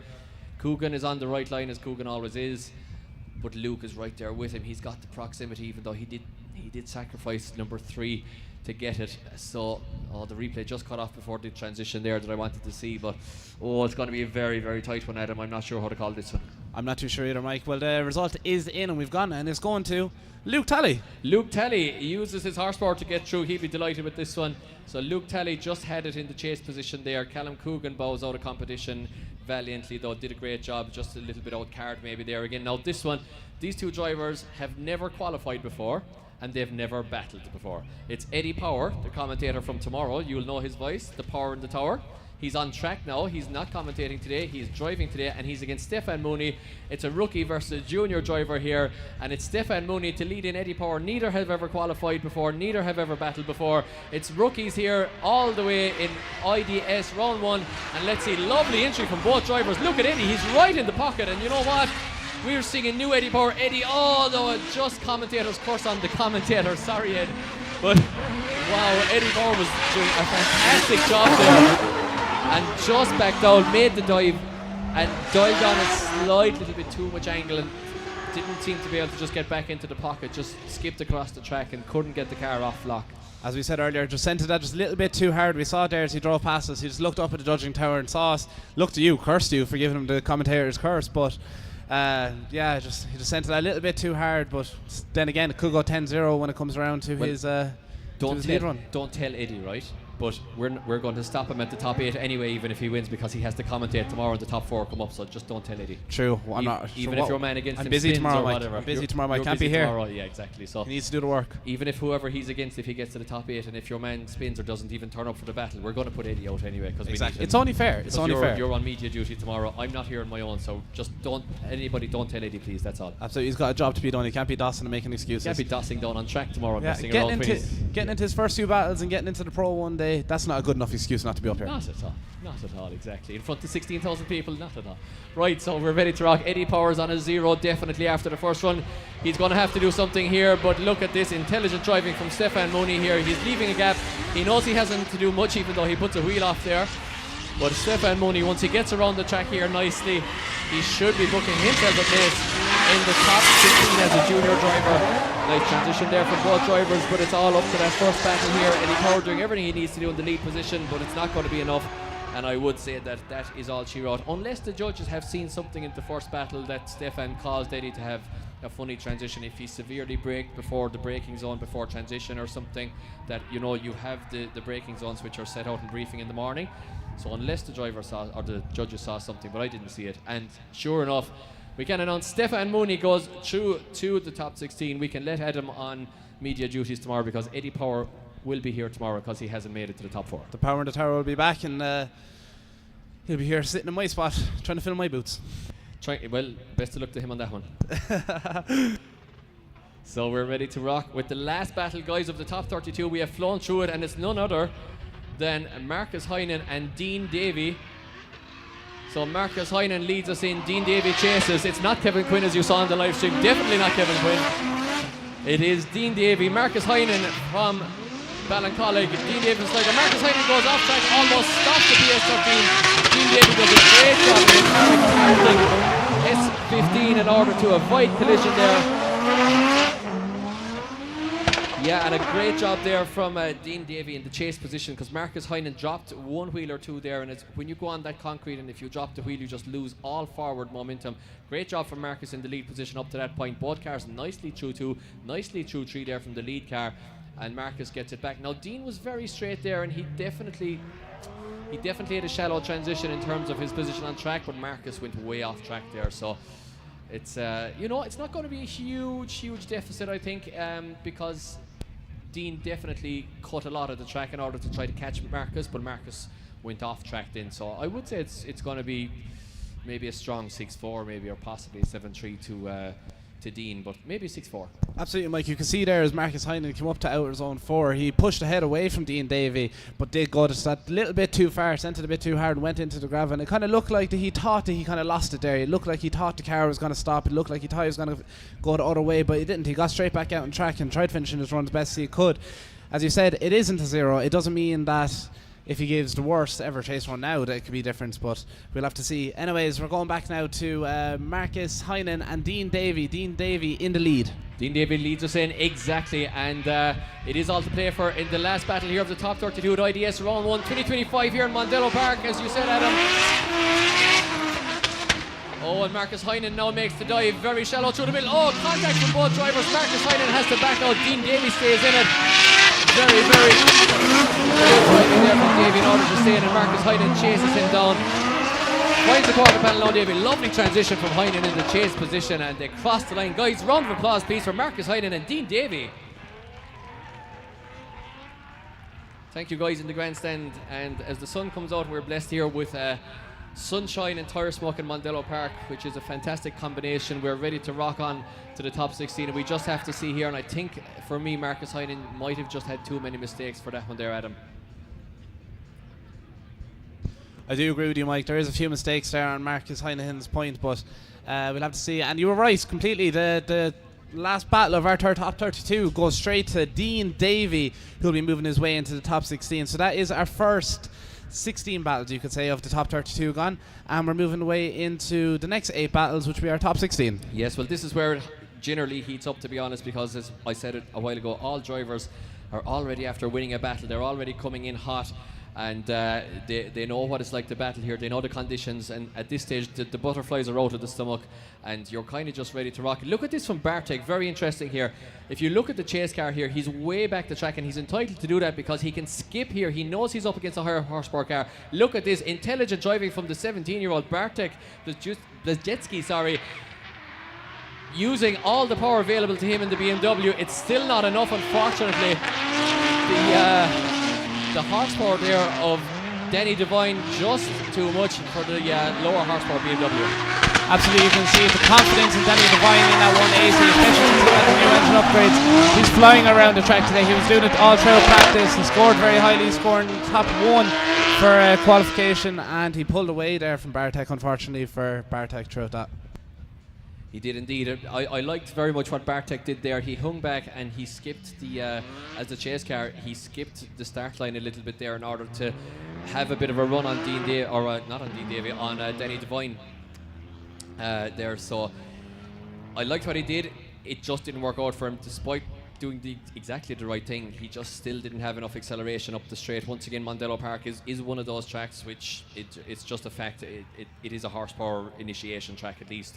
When you're into the battle, okay, maybe you have a half a chance if you're there or thereabouts, but on the run up, you just need the horsepower. Even sequential gearboxes are very handy. They're so hard to stay with up the straight. So unfortunately, Bartek there under a bit of pressure. However, as we always say here, and especially in Mondello Park, due to the nature of the track, it's very hard to chase in a significantly slower car than you, especially if you have more grip than him. So let's see if Danny Devine, local man here in Naas, can actually maintain drift, and maintain a consistent angle here behind Bartek. So let's see if he has it. Absolutely, Danny's a very aggressive driver, and he's showing that here as he tries getting up close and personal with Bartek. He's trying to slow back that 180 as he's way more power than that BMW pushing around here, but he's doing quite a good job of it, Mike. He is a bit shallow on some of his own, but he's keeping as close proximity as possibly can, and I think he's kind of giving us a clear winner of this battle. Oh wow, what a run. I mean, wow, guys, can we hear a round of applause there for the chase from Danny Devine, please? Bartek doing all he could, a great lead from him, but Danny Devine, who's going to stop him if he keeps driving like this? I mean, the only thing that's going to stop him here is the sunshine coming out and this 2J getting hot, because this is a newly built engine, and usually, he has been testing up here. We saw some footage of him. He looked so good on the back track, and I'm not making this battle all about him. Bartek doing a fantastic job, but Denny Devine is just a standout driver. Absolutely, I agree with you. Very young driver and very confident driver, and you can show it's worked out for him in this. But we're moving on to our next battle now, which will be Conor Duggan and Dylan Wilson. Conor Duggan and Dylan Wilson will be one of the unfortunate people who will face Denny Devine in the next battle. So Dylan Wilson leads us in as the higher qualifier in 8th position. Conor Duggan is right there with him though, the E46. Look at this from the CDM Sport E46. Dylan Wilson swaps the car back over, a little bit of a shallow angle there from Duggan, but he's now right on the wing of the E92 of Dylan Wilson. I can't hear myself think with the Conor Duggan. Look at both cars on the wall here. Lovely switchback, lovely line on the wall. And wow, guys, this is a pro battle all day long from Dylan Wilson and Conor Duggan.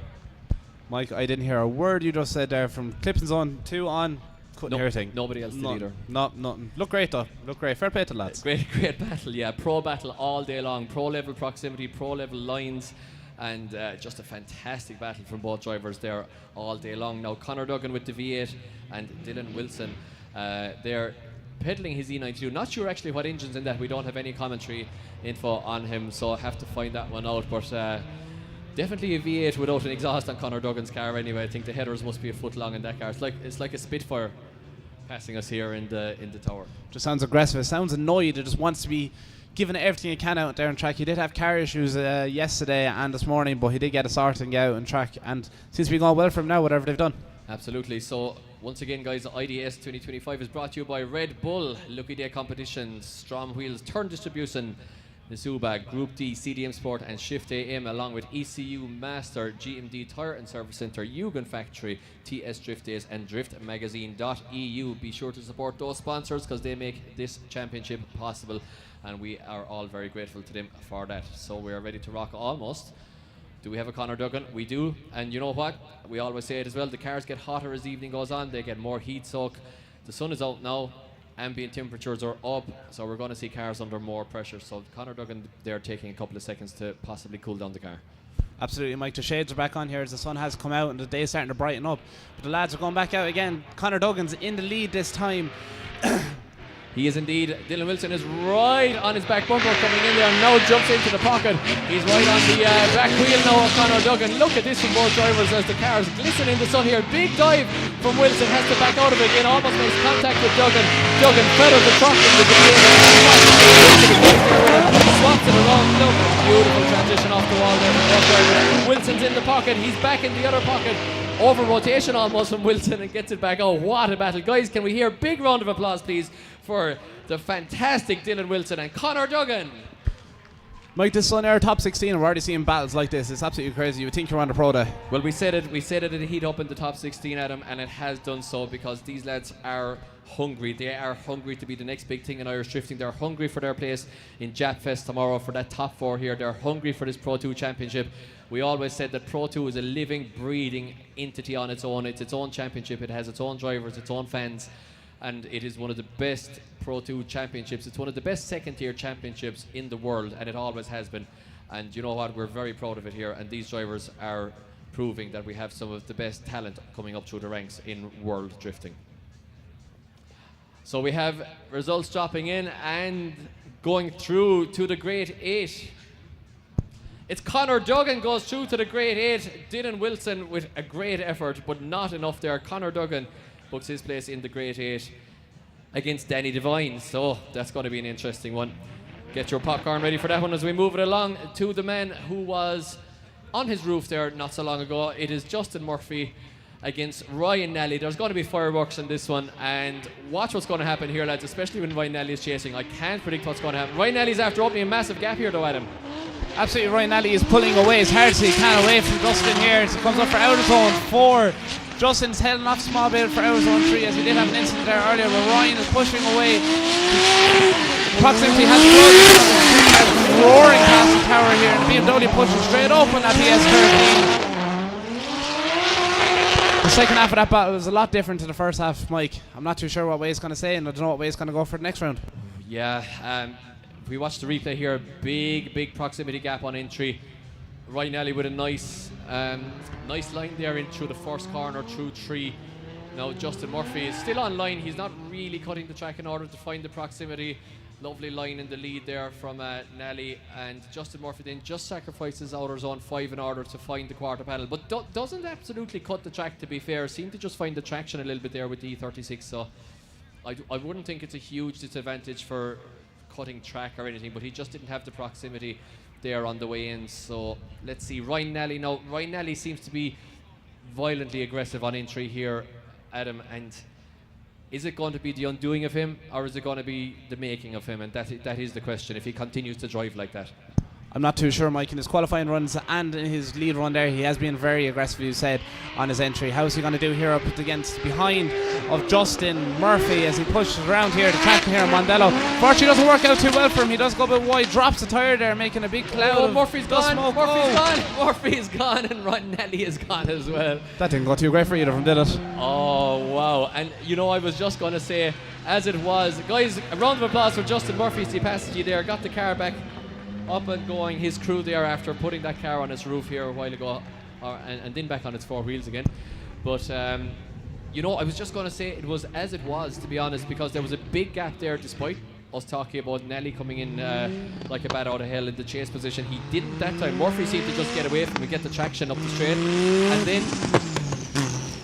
then you know, I thought, okay, Murphy's back in it here, and he has a good chance here, but unfortunately he just ran wide at outer zone 4, and Ryan Nally was forced to take evasive action. So Ryan Nally books his place in the Great 8. We're getting through them thick and fast here, and to face off against Ryan Nally in the Great 8, it will be Jake McIlveen or Erikas Navickas. Navickas? We have it right here in front of us. It's Navickas. You got it correct, Mike. Fair play. I know my story. It's the one sheet we still have open here just to make sure we get that right every time he comes around. Exactly. Mike Fitz is way easier to say. Very easy. It's Cork slang. Right. Lovely line here from Erikas. Little bit of track cutting here from Jake McIlveen, unfortunately. Erikas on the perfect line there, though. Now let's see. Oh, look at this from McIlveen. Look at this from McIlveen. He's right on the quarter panel of Erikas here and swaps him back around. It's E46 versus E46. Mondello Park Sunshine, what a second half to that battle. Whoa, absolute aggression there in the second half. Come up as close as possible on the transition, right up against the bumper, and then for outer zone 6, door-to-door action, complete door-to-door action. Door-to-door action, exactly. I just missed the replay there as I was looking at my sheet, but McIlveen, I thought, might have gone a bit shallow around the area of clipping zone 3, but definitely found the door of Erikas after that. And the beautiful transition that the two cars, when they just mirror each other on the transition, and just, you know, McIlveen is on the left, next thing the two cars just swap directions at exactly the same time. McIlveen's on the right in exactly the same position. It's poetry in motion with cars. It's the best thing ever to watch. As you said earlier, it's ballroom dancing. It's ballroom dancing, but extremely expensive way of doing it. Quite expensive, definitely more expensive shoes, you could say. Absolutely. But don't let it put you off. You know, we saw the E90 there earlier on with the 330 engine, a very, very, very basic spec, and he put it up to a lot of the bigger cars. So it is not that expensive at all to just get into it and have a go and have an absolute laugh while you're at it. It's a fantastic sport filled with fantastic people. So now we swap them around. It is facelift E46 versus classic E46, and it is Navickas to chase, which must mean Jake McIlveen is leading us in here. Navickas has to do something here because McIlveen really put it on him in the second half of that one. Now let's see Navickas in fact, making the dive. Oh, McIlveen has gone a little bit wide, he's gone a bit slow as a result. Erikas needs to find the door a little bit tighter, though, doesn't he?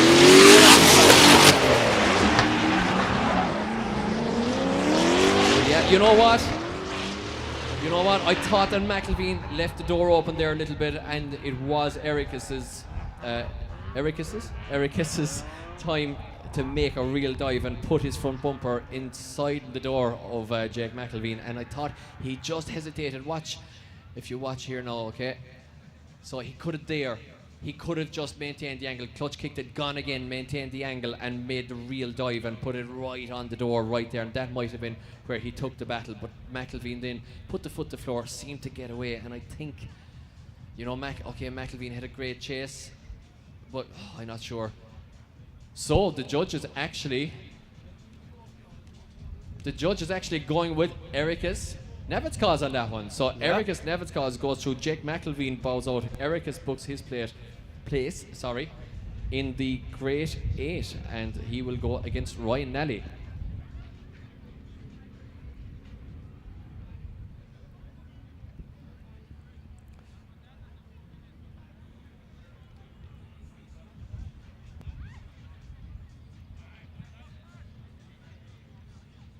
So we are ready to rock on, guys, with the right hand battle bracket of Peter Molloy and Gar Collins. So Peter Molloy, second place qualifier, will be the leader, and Gar Collins, who qualified in 15th position, will take chase first, of course. An advantage to the lead car. The higher qualifier leading first because they know how hard to chase in the second battle. Now we're into the track, we're rocking, and it is Peter Molloy with the nice outside line. Gar Collins cutting the track there at him. Gar Collins definitely a bit shallow there on that zone 4. Peter Molloy pushed around trying to give the best lead run, textbook runs he possibly can.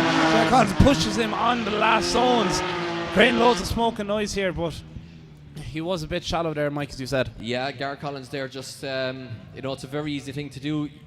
Your mind is completely and utterly taken up with the car in front. It's not really where you are on track so much. You just want to look for that door all the time, and as a result it can cause you to sacrifice sometimes zone 3 and definitely zone 4, because it's quite easy to stay a little bit to the left on the transition and make up the ground, as the lead car is over on the right hand side of the track.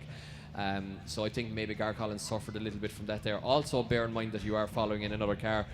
You're initiated about 95 miles an hour, and you are stuck in somebody else's tyre smoke as well, so that doesn't help, I guess.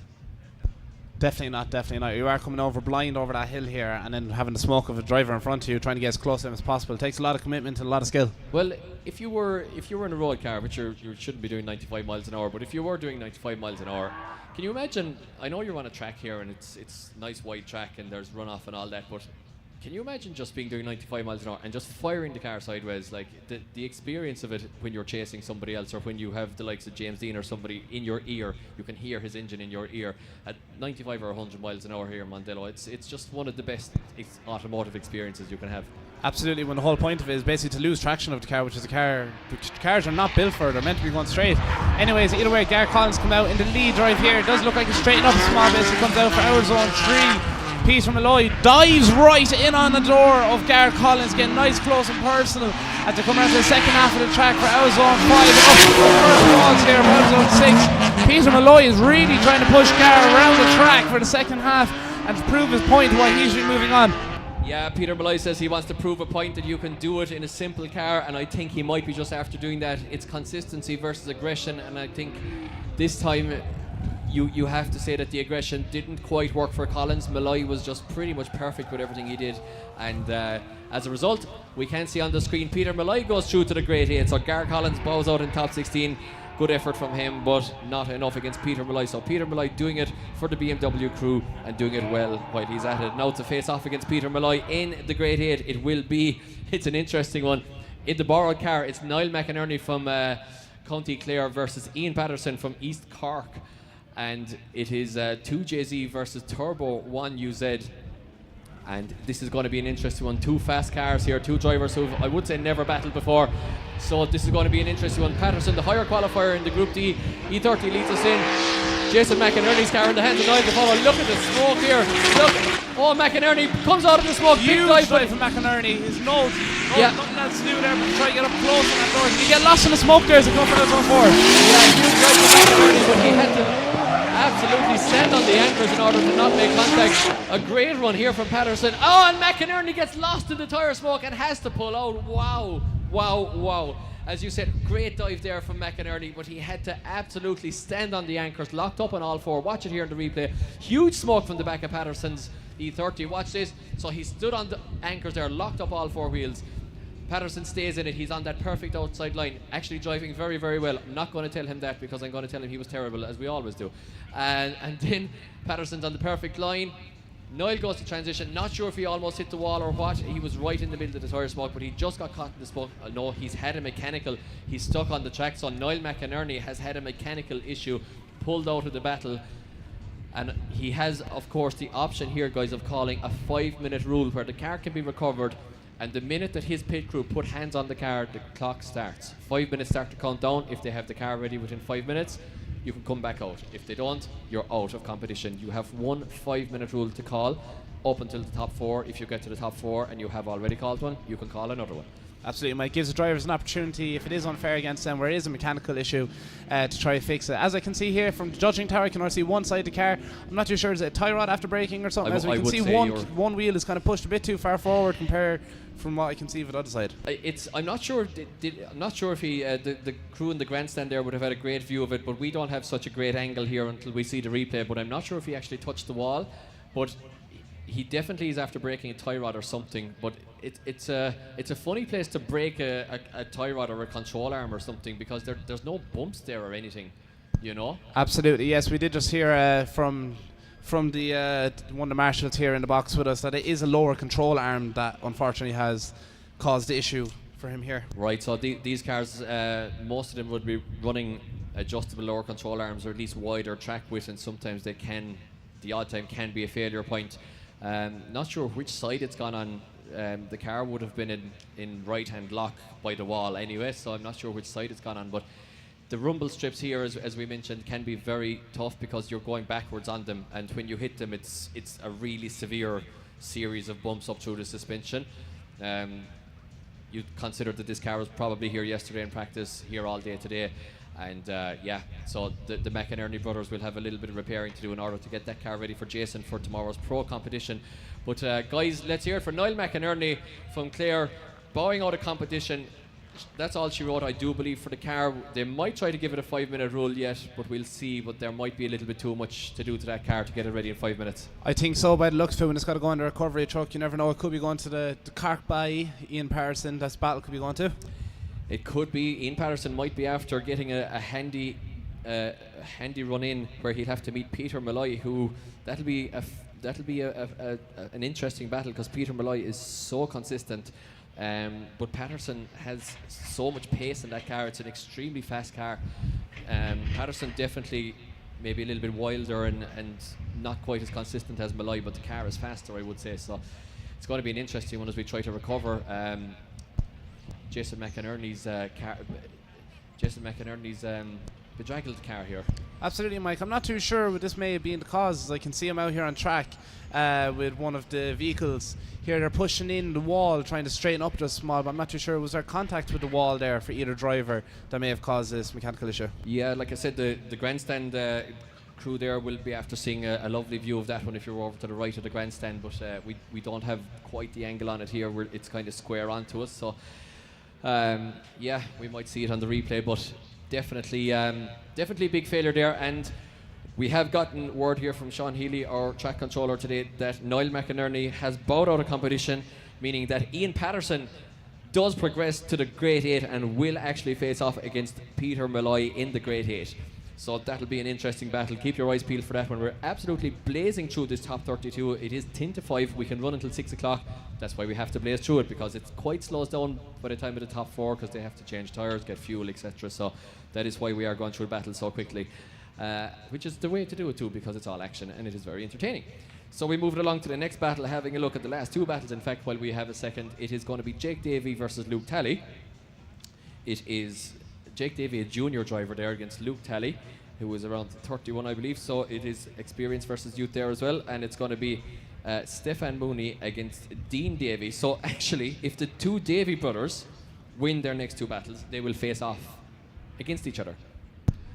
So not only fighting on track, fighting at the dinner table to say who's best. There'll be war in the Davey household up in Sligo tonight for sure. So once again, guys, IDS 2025 is brought to you by Red Bull and Lucky Day Competitions, ECU Master, GMD Tyre and Service Centre, Yugen Factory, TS Drift Days and driftmagazine.eu, along with Shift AM, CDM Sport, Group D, Nisuba, Turn Distribution and Strom Wheels. So Jake Davey is lining up now on he's doing a burnout and getting his front tyres there. If you're watching live stream, you can see it. You'll see the drivers there. Do you see him pushing the front tyres around, understeering the tyres around the track? The sheer friction up through them will scrub the tyre of any marbles that's picked up on track, and it'll just generate a little bit of heat into the front tyre. So skidding that front tyre around the track there will just make a little bit of heat come into it. Very important. Luke Talley just pulls up to the line. He's like, "What's up, bro?" No probs. Showing off his fancy car. It looks absolutely stunning, doesn't it? It like yourself, Adam. Oh, Mike. Like yourself. So we are ready to go with Jake Davey, the higher qualifier, to lead us in. Of course, the advantage being if you are the higher qualifier, you get to lead in first. You know how good the guy in the chase position did against you in your first run, and then your spotter can tell you how hard to go on the second run. So that is the advantage of being the higher qualifier. You pretty much know how hard to push it. So if the guy behind you had a big mistake in his one, in the first run, you know that you don't have to push hard and risk making a mistake yourself. So that is the advantage of qualifying higher, and it is quite an advantage, to be honest. But as we've seen, doesn't always work out for the higher qualifier either. As we leave the line now, Jake Davey is the higher qualifier. Luke Talley follows him in here. It is Sylvia versus GT86. Both drivers nicely in. Talley goes a little bit shallow there, a 3 and misses. Clipping, or a 2, sorry, and misses 3 as a result. Big time. Nice line from Davey here with the SR20. Both the purple cars looking great here. Absolutely. Jake Davey absolutely pushes as hard as he can. Very technical, trying to get all the zones correctly, as Luke Talley unfortunately does create a bit of a gap and does straighten up there around outer zone 3, Mike, as you said, straightening up and keeping it very shallow. Yeah, watching here again on the replay, it's just big mistake there. Very, very straight from Talley. He just seems to catch grip on the rear there. It's happened so many drivers today. He catches the grip on the rear, the front goes straight, the front kind of pushes straight, and big mistake there from Talley. Davey's pretty much on a perfect line. He's on that lovely outside line, just touches the handbrake there, settle the car. Talley does start to find that proximity, but it's a little bit too little too late, and I think it's a big, like, almost 8-2 advantage to Davey there, I have to say. Absolutely, I do agree with you. Jake Davey is a very technical driver, as we've seen, qualifying in 3rd position. He's given it everything to try to get it into all them zones. And please the judges as best as he can, but then at the same time, Luke Talley is a very talented driver as well. That car's got a lot of power, it's freshly built, as you said, and he's out here to have fun for the weekend as well. He's here, he wants to push as well, get as high as he can in the championship. Yeah, he does, of course. They're all going for glory here in Pro 2, and all pushing hard, and all out here to have fun as well. But all these young guys as well, they're on the Sims, they're on the PC, they're on the PlayStation with the wheels, and it stands to them so much. You can literally have, if you have a PC with a set of Corsa there, you can literally drive Mondello Park. And if you have a good wheel, it'll self-steer like a drift car does, it'll counter-steer for you, and it'll, as we have a little bit of a false start here, it'll literally feel pretty much like the real thing. Exactly, like I drive in the simulator myself, trying to get practice at home, trying to learn somehow. One day I might be out with these lads, you never know, but it just gives you the chance to experience what the track is like, see where you're meant to enter, see where you're meant to exit, see what the transitions like, trying to speed up, try to slow down. What we can see here as they take off is Luke Talley is in the lead and Jake Davey following. Yeah, Jake Davey jumped to start there, as he's entitled to do from the chase position in order to get the proximity here. He wants to put this one to bed. He really wants to put this one to bed, because he's making a massive dive here on Luke Talley. Look at this from young Jake Davey. This is a junior driver. He is in the 12 to 16-year-old class, and he looks like a future IDC champion if he keeps driving like this. This car has an SR20, and my God, what a chase run. What a chase, Mike. Outstanding driving there from Jake Davey. If he keeps driving like that, he'll be definitely one of my personal high contenders to pull into the final today and make his way into Japfest for tomorrow evening. Well, he's only got one more battle in order to get his place in Japfest, but it might be against his brother, and we can confirm after that fantastic lead. Guys, let's hear it for Jake Davey going through to the Great 8. Fantastic chase. I mean, so delighted. Thank you guys for your appreciation, and thank you once again for being here supporting these drivers, because it means the world to them. They put everything into these cars and this championship, and it is great for them to be able to perform in front of a crowd like this. So we're ready to rock with the last battle of the top, the top 16. And it is Stefan Mooney against Dean Davey. So the other Davey brother is in the chase position as the lower qualifier. Stefan Mooney qualifying in 6th position against Dean Davey in 22nd. So Dean Davey not having his usual high level today, maybe a little bit of rust getting knocked off there, but let's see what he can do in the chase here. Absolutely, you can see Dean Davey trying to push it around, trying to get the hopes up so he can fight for that spot at the dinner table and give out and say he's the better Davey at driving. But we can see here with Stefan Mooney is pushing around. Does look like he's kicking the car a small bit to try and Whoa! Oh, very close transition there for the two drivers. Oh, and a rub of the wall there for the lead driver, Stephen Mooney. They push around. Jake Davey is still close to him. Not that much proximity between the two drivers throughout all that, Mike. Wow, almost clashing bumpers there. Dean Davey just backing out of the transition around number 5 here. And a great transition. But Davey had a big mistake on entry. And if you watch, I think he really sacrificed. Well, he wasn't terrible, but he was quite over to the right-hand side of the track at zone 3. So I think a big mistake on the way in there from Davey. Stefan Mooney, he's been very impressive from practice this morning, to be honest, Adam. I wasn't here yesterday, you were. He's not, I've seen him go around the track so many times, and he's not putting the car anywhere different. He's hitting the same couple of inches of tarmac every time. Absolutely, Mike, I definitely agree with you. Very consistent in all his runs. I didn't see too many of it yesterday, but I did see some this morning as we were up here in the tower getting ready for today. And as you said, very putting all in the same spots all the time, consistent throughout the whole day, and you can see that he's bringing that straight through into the battles here in the top 16. So we're just hearing that Stefan Mooney wasn't even using this car yesterday. So there you have it. Maybe we just have a serious natural talent behind the wheel here, because I don't know, he's just hitting the same couple of inches each time of the track, which is usually a bad sign if you're against someone like that, because you know what, Adam, they don't beat themselves. Absolutely, I do agree with you, yeah, as he rubs at the back of that car off the first wall here in Mondello several times throughout today. Well, it could be an all-Davey battle, but Stefan Mooney is going to have something to say about that as he follows in Dean Davey here. Way better entry this time from Dean Davey as he pulls up a gap. Now Mooney sacrifices out of zone 4. Lovely line from Davey. Oh, Davey's gone off. Davey's gone very off. Oh, Mooney stays in it with him. Mooney stays in it. Davey's gone very off. Mooney almost takes the back bumper off Davey's car as they swap back over, transition back across the line. Guys, let's hear it. Please, your appreciation for Stefan Mooney and Dean Davey. What a run. I mean, Stefan Mooney might be after robbing us here, possibly, even though he lost proximity there between 3 and 4.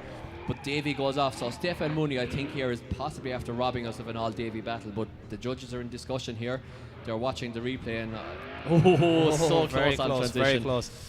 As we say, it's not down to us here, it's down to the judges, and the result is in, and the winner and going through to the Great 8 is Stefan Mooney.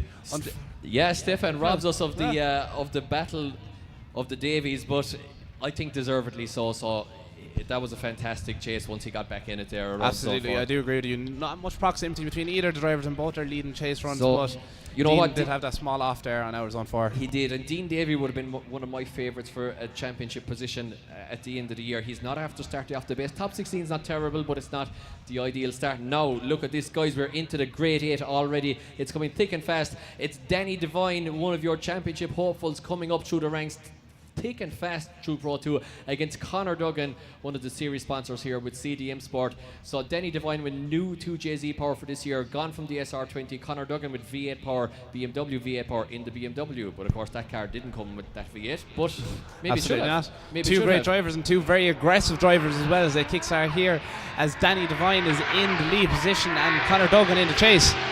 Yeah, Conor Duggan here seems to have the pace of Danny Devine. He's not actually get away a profile. Now he has to make the dive. He doesn't quite. Yeah, he makes a slow dive. Doesn't get into the pocket very early, but does get there. Eventually, Danny almost hits him. Outer zone 6 in order to find the proximity, and does so. But sacrifices 6 there, big time. Duggan went very shallow around the last corner, but overall, nice chase there from Duggan, but a lovely lead from Devine. Absolutely, I do agree with you. I'm not too sure. It was a Devine lead. Oh, it sure was a Devine lead. I would agree with you on that, Mike. I'm not too sure if you mentioned it there, but I did see it as it transitioned. You can see it just here in the replay. Duggan gets a little bit over aggressive there and gets caught. Bit too aggressive, yes. As a result, he's in the inside of the track around outer zone 6 there. So, yeah, he was going very well up to that point in the chase, I would say, but he definitely had 2 mistakes there in very quick succession from clip 5 onwards.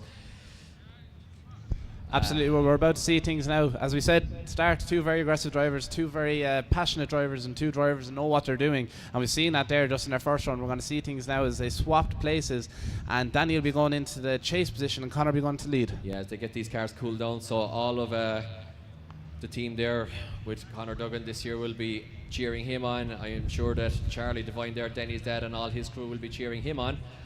And yeah, it's going to be an interesting one. I think it's still all to play for. I think Duggan was at a slight advantage until those mistakes, and you have to say maybe then at that stage that Denny Devine is at a slight advantage now. Maybe a strong 6'4", maybe a bit with it. Maybe a 6'4", there, that kind of way. So it's still definitely all to play for here. In the first battle of the Great 8 here at IDS Round 1 2025. We're off to a good start for the championship. I was looking forward to this one genuinely, not commentator speak, not any kind of bigging it up. I was genuinely psyched for this year. I was saying a lot of drivers gone from Pro 2 up to Pro. Big Pro grid this year. The Pro 2 grid, all these young fellas who started a few years ago are now starting to come of age. They've now found their feet. They're getting the 2Js, they're getting their specs, they're getting their cars dialed in. It's going to be a magic year, and we're off to a good start. Absolutely, Mike, I do agree with you. Once I got the text to join you on the commentary box here, I've been honoured since the moment, especially when I was told for his Pro 2s, the talent here. This, as you said, this is where it all begins for them. This is where it begins for the drivers that make their way all the way up to Drift Masters, all the way to FD. This is where it started for James Dean. This is where it started for Dwayne McQueever.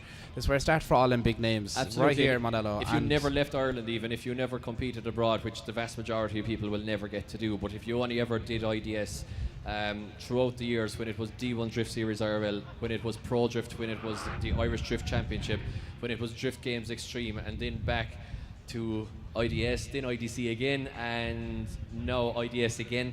It's been one of the best drift championships, one of the best domestic drift championships in the world. I mean, you have to say throughout maybe 2013 through 19, we were up there with anyone. The European Series always came here; they couldn't beat us. You know, we were lucky that we had a great crop of drivers and you know, good. I think a good head judging here in Hynes that set out technical tracks to make us think. So, you know, even if you never compete anywhere but Ireland, it's a dream for many of these drivers to compete domestically here. Absolutely, Mike, I do agree with you. Like, I've only come into the scene over the last couple of years, and it's kind of been the norm for me to see the drivers from Ireland move their way on and make their way high up into the ranks. The likes of James Dean, who I've seen do a few battles here in Ireland, the likes of Conor Shanahan, Jack Shanahan, they're now moving on to drive over in FD. It's insane to think I'm just basically seeing the norm of the Irish drivers being at the top. Exactly. And you know what, you know all these guys from an early days, and it's just literally, as we say down in Cork, it's just the boys.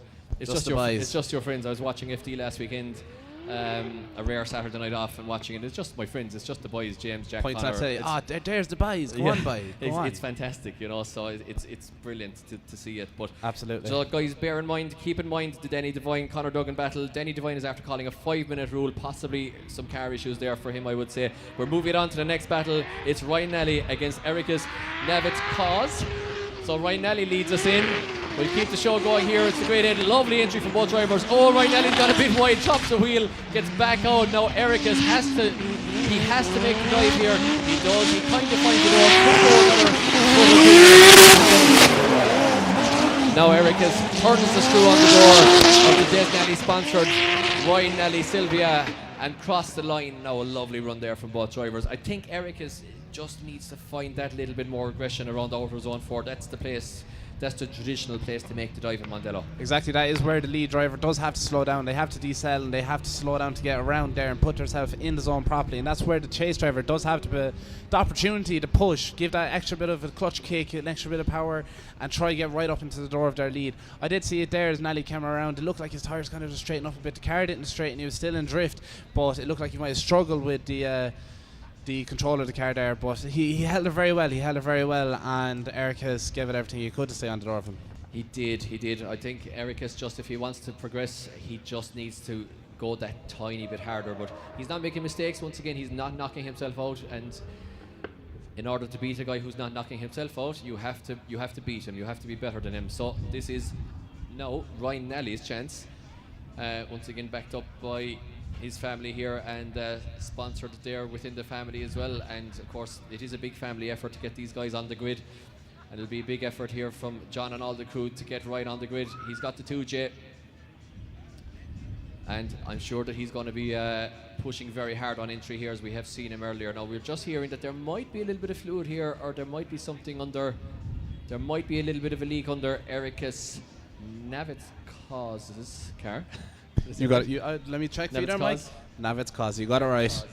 I'll remember it eventually, but there might be a little bit of a fluid leak here under Erikas' car. And if there is, he can't be allowed to run because it could cause an issue for, of course, the chase car right behind him there. Right, Nally could cause him to have an accident, in fact, or cause himself to have an accident if his own back tires got on the. If the fluid got on his own back tires, so. Absolutely, Mike. The last thing we want for fluid to be on the track and make the conditions unpredictable for drivers, especially if it's just in patches. Not just for these two drivers, for the drivers who've got to follow throughout. We've got to go the whole way through to the final, and as you said, we have to be done by 6 p.m. That's our curfew for this evening. That's our curfew, yeah. So these cars, once again, are put through a lot of stress according as the evenings go on. They tend to heat soak a little bit more. All the fluids are hotter. The cooling system is under more pressure. The oil runs a bit thinner, unless you've got a significant oil cooler with some fans on it there. The big turbo engines generate loads of heat, so you will see the cars suffering the mechanicals generally a little bit later in the day because they're under more stress. So we have a recovery Jeep coming out to possibly recover Erikas here. Once again, IDS brought to you by Red Bull, Lucky Day Competitions, ECU Master, GMD Tire and Service Centre, Duggan Factory, TS Drift is, driftmagazine.eu, Strom Wheels, Turn Distribution, Nisuba, Group D, CDM Sport and Shift AM. So, and of course guys, if you want to check out any of those sponsors on the various social medias, please feel free to do so. Red Bull doing fantastic events as well as great drinks, obviously, which is their product, but doing fantastic events. The Drift Pursuit event in Limerick last year was absolutely mind-blowing. I think there's possibly something in the pipeline again. Can't say any more about that, but watch this space. Lucky Day Competition, Sammy and the crew there doing fantastic stuff, giving away villas in Spain at this stage. ECU Master, great ECUs, great support there as well from Poland, and all of the sponsors along ourselves. We're in Group D, you'll ring and get me on the phone. Conor, Duggan, CDM Sport, long-term series sponsor, Shift AM doing the media, Strom Wheels, great wheels, half the drivers on the grid using them, Duggan Factory, great bodywork. I mean, you can keep going, just all great sponsors, all great people, know them all, pretty much personally as well, so be sure to support all those sponsors and check out what they're at on the various social medias. Absolutely, Mike. As you said, a lot of these guys you know personally yourself, and now you know a few of them myself personally. You can see a lot of them wandering around here today, supporting drivers, seeing drivers that they've sponsored personally as well, giving them that bit of extra support, maybe just helping out in the pits, maybe to be a pat in the back. They're here. It's personal. It's not just a name or not just a number to these people. There's a huge community around this scene, and everyone here is to do its best. Yeah, exactly. So, and on social media note, of course, as well, please check out the Irish Drift Series social medias, the Instagram, Facebook, and we are, of course, live streaming right now on YouTube. So be sure to check out the various social medias. The guys there in Shift AM and all the various media partners will be doing some great work in giving you behind-the-scenes coverage and all the good stuff from drifting. What you see on track is only actually like a small part of what goes on, to be honest, and most of the an awful lot, at least, of the entertaining stuff happens behind the scenes, Adam. So be sure to check out the various IDS social medias, and we will be bringing you lots of media coverage from this round onwards. Absolutely, and just back to the topic there of Ryan Nally and Erikas, sorry, apology.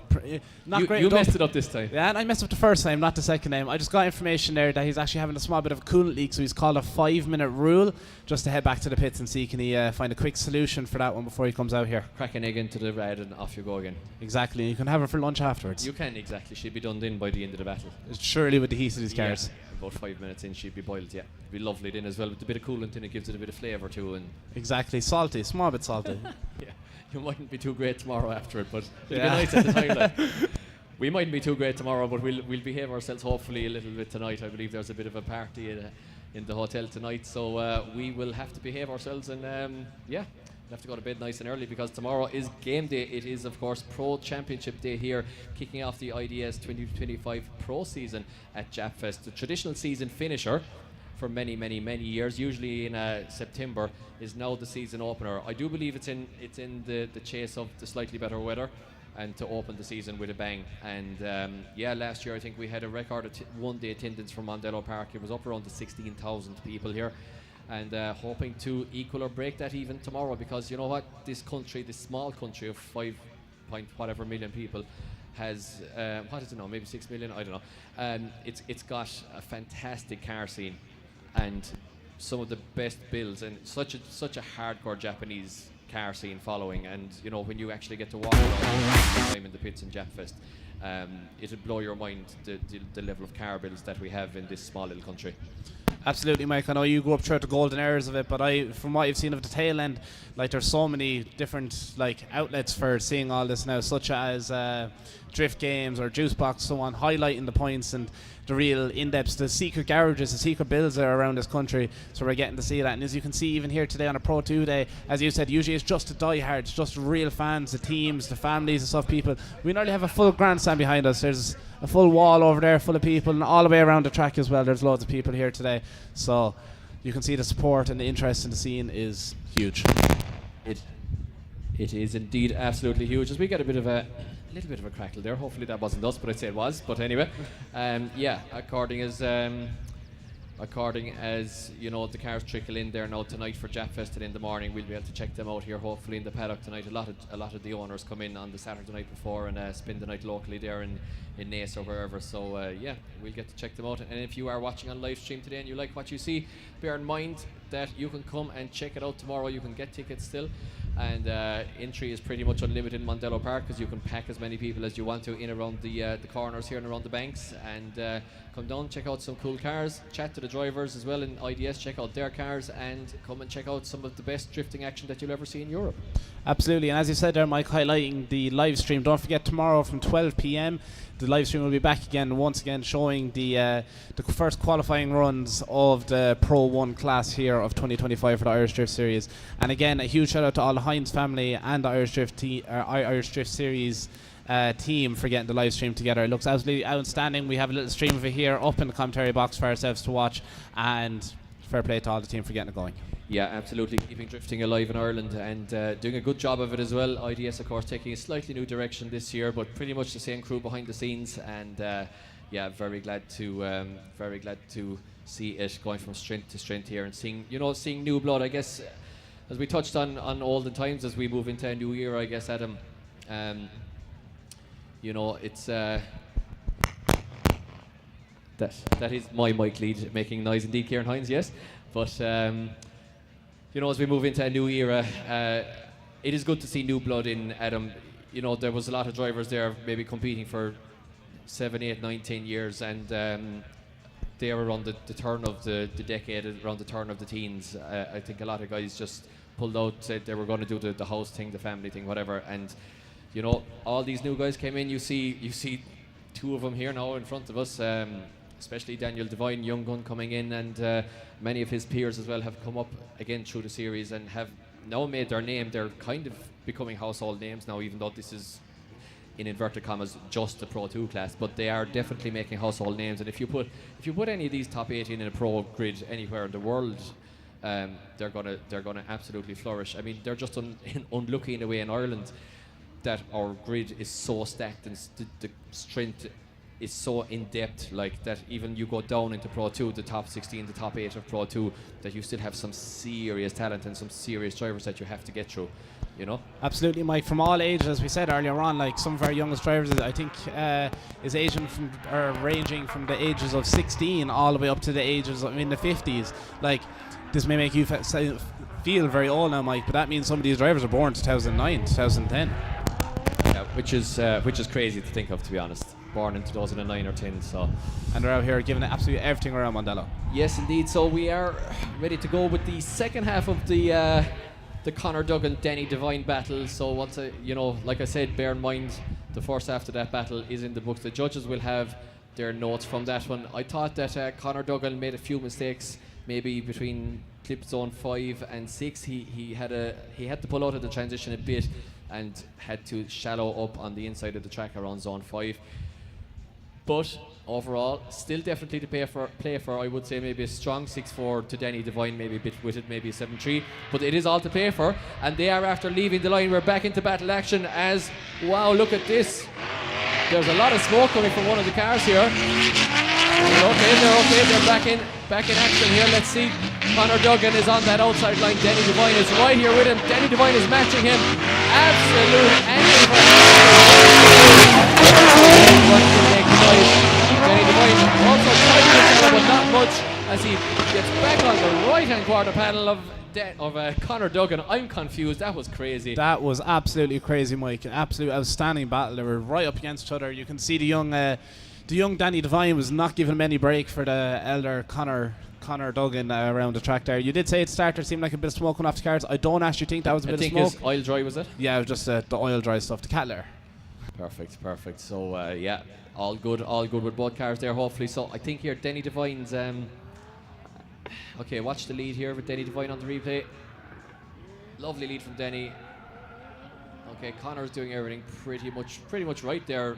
Maybe not quite matching the angle at the start, but then definitely getting in the angle. Just backs out, not a big mistake there, just slightly backs out of the transition, but it's here. He very much cuts zone 6. Now gets back into formation, lovely transition, and he's pretty much there with Devine across the finish line. Now swapped him over, and okay, Devine misses 3 there, definitely misses zone 3. Gets into formation, matches angle beautifully, nice proximity, transitions. Oh, okay, Devine had a big wobble there, missed it in real life. Devine had a big wobble there as well at zone 3. This is a very tight one, actually. I would not like to be the judges in this situation. I definitely agree with you there, Mike. Both putting down a solid run, both in lead and chase, but they're just going to have to see at the same time who actually follows through and who gets into the great 8 of after this.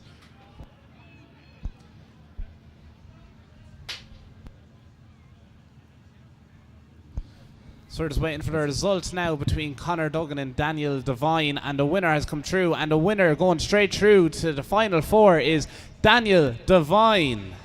Danny Devine will be delighted and going through to Japfest tomorrow as well, as I get a spare microphone lead sorted. So Conor Duggan bowing out there, I would say that it was the right call, just a couple of mistakes there from Conor Duggan. Denny definitely with his own ones, but nothing major to be fair, so just pipping Conor there to the post. So Denny Devine booking his place in the top 4 and his place in Japfest tomorrow as well as a result. But before we get to that, we have to get to the podium this evening, guys, and feel free as well to join us on the podium. We will be celebrating with the top 4 drivers down here, and of course our rookie and our juniors as well, straight after the final here in about 45 minutes time, so be sure not to go away for that one. So we are ready to rock here. It is the second half of this one now. It is Erikas Navickas versus Ryan Nally.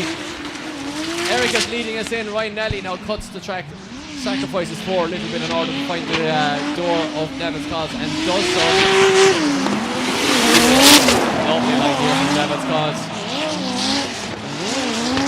Yeah, just on Navickas, maybe Eric is coming away a little bit early there from 6, but overall a lovely run from both drivers. Absolutely, Mike. As you said there, Ryan did have to cut the track a small bit coming into the second half of the track, but the second half of it was complete textbook. He was right up close as much as he could to Navickas. He was indeed. Now Eric has got going there after finding or after fixing his leak there, and we can announce that he has actually moved on to the top 4. So Erikas Navickas moves on to the top 4 into the semi-finals to take on Danny Devine. So Erikas delighted. Now we have to move it on to the right hand side of the battle. This is an interesting one. This is an interesting one. It's Peter Molloy. He said he's doing it keep it real, and he's doing it for the BMW guys. He's against another BMW which is very much not keep it real. It's got a turbo Toyota 1UZ engine from a Lexus which came naturally aspirated, or from a Toyota Soarer. Came naturally aspirated, put a big turbo on it, put 15-inch wheels on it. Let's see what happens. It's the Group D E30 to chase in Peter Molloy, sorry. And there's a big gap up after opening up here, despite the horsepower advantage of the E30. Absolutely, the E30 does look like he's trying to catch up as much as he can up to Peter Molloy as he pulls away in the E46, making loads of roars and noise to pass here in the judgment tower. Second half of that run was a lot more closer on the proximity side of things, but what way could it go, Mike? We don't know. We don't know. It would be an absolute dream for Ian Patterson to get into the top 4, as it would be for Peter Molloy. So it's all on the line here for these 2 drivers. There was just a huge gap there on initiation. Not sure if Ian Patterson missed a gear, whether he got wheel spin. I'm not sure. Maybe Peter Molloy just caught him out. Maybe he was allowing a gap, and then Peter Molloy just put foot to floor and hooked up the BMW and got acceleration. But theoretically, Patterson should have twice the horsepower of Molloy, literally. So not sure how he opened up such a gap there, but he did, and that is, I would say, advantage Molloy as a result. Absolutely, Mike. As you said, Peter Molloy doesn't have as much horsepower as Ian Patterson is pulling around that E30. So Ian may have considered the whole point of there's a lot less power in that car. He's not going to be as fast as me on the entry here. I better hold off. I better just stay back and not drive into this other driver.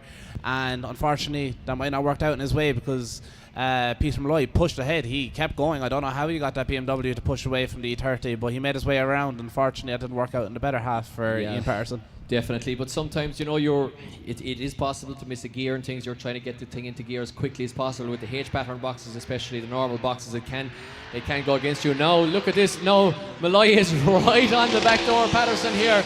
Look at this. Now, Patterson drops the wheel.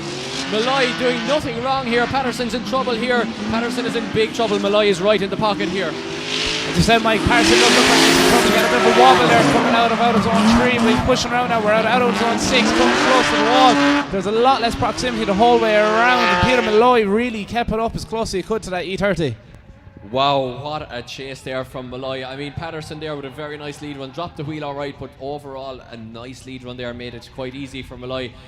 And doing it his own way, guys, in the BMW naturally aspirated power. Peter Molloy goes through to the top 4. Not only getting into the top 4, that gives Peter Molloy a place in tomorrow's Japfest as well, as far as I know. Mike, am I correct? Yeah, absolutely. We can confirm that the top 4 will be going through to Japfest tomorrow. But once again, right now these guys won't care so much about that. They just want to get through. They just want to do their own thing, to be honest, and get through onto that podium. So you are a sniff away from the podium when you're in the top 4. And another guys who will be going for the last place, another couple of guys, sorry, who will be going for the last place in the top 4.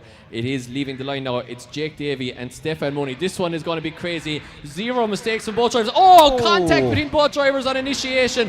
The live stream camera went to somebody's hand there with excitement. So 0 mistakes. As I just said it, there was a mistake on initiation. Contact there. The judges will have to look at it, but they're back in it now. I don't know how both drivers have come out with that and still continue with their run, as they did have a bit of contact there on initiation, but they've tried keeping as close as possible to each other as they possibly could. I'm not too sure what happened there at the beginning. It looked like both drivers tried to initiate, give a big flick in, but they both did it at the opposite time, and it just front end and the back end of the cars just connected. I would say that that's exactly what happened. They just both went to go initiating in different directions at the same time, and the two, watch here now again, we can see it in the replay, the two cars just seem to collide. So okay, but the judges have to look at this one and see who was at fault here, because this was actually quite a defining moment in the battle, because Mooney's a little bit over, so this was a huge moment in the battle. So we have to see here, was Davey too far over or was Mooney too far over? And I would say that I don't think that Davey crossed over the track here. Watch this one again now, guys.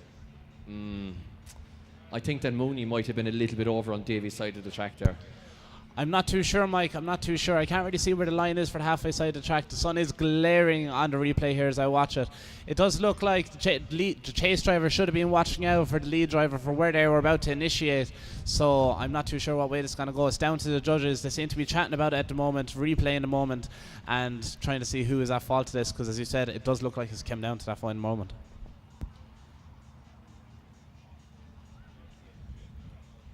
Well,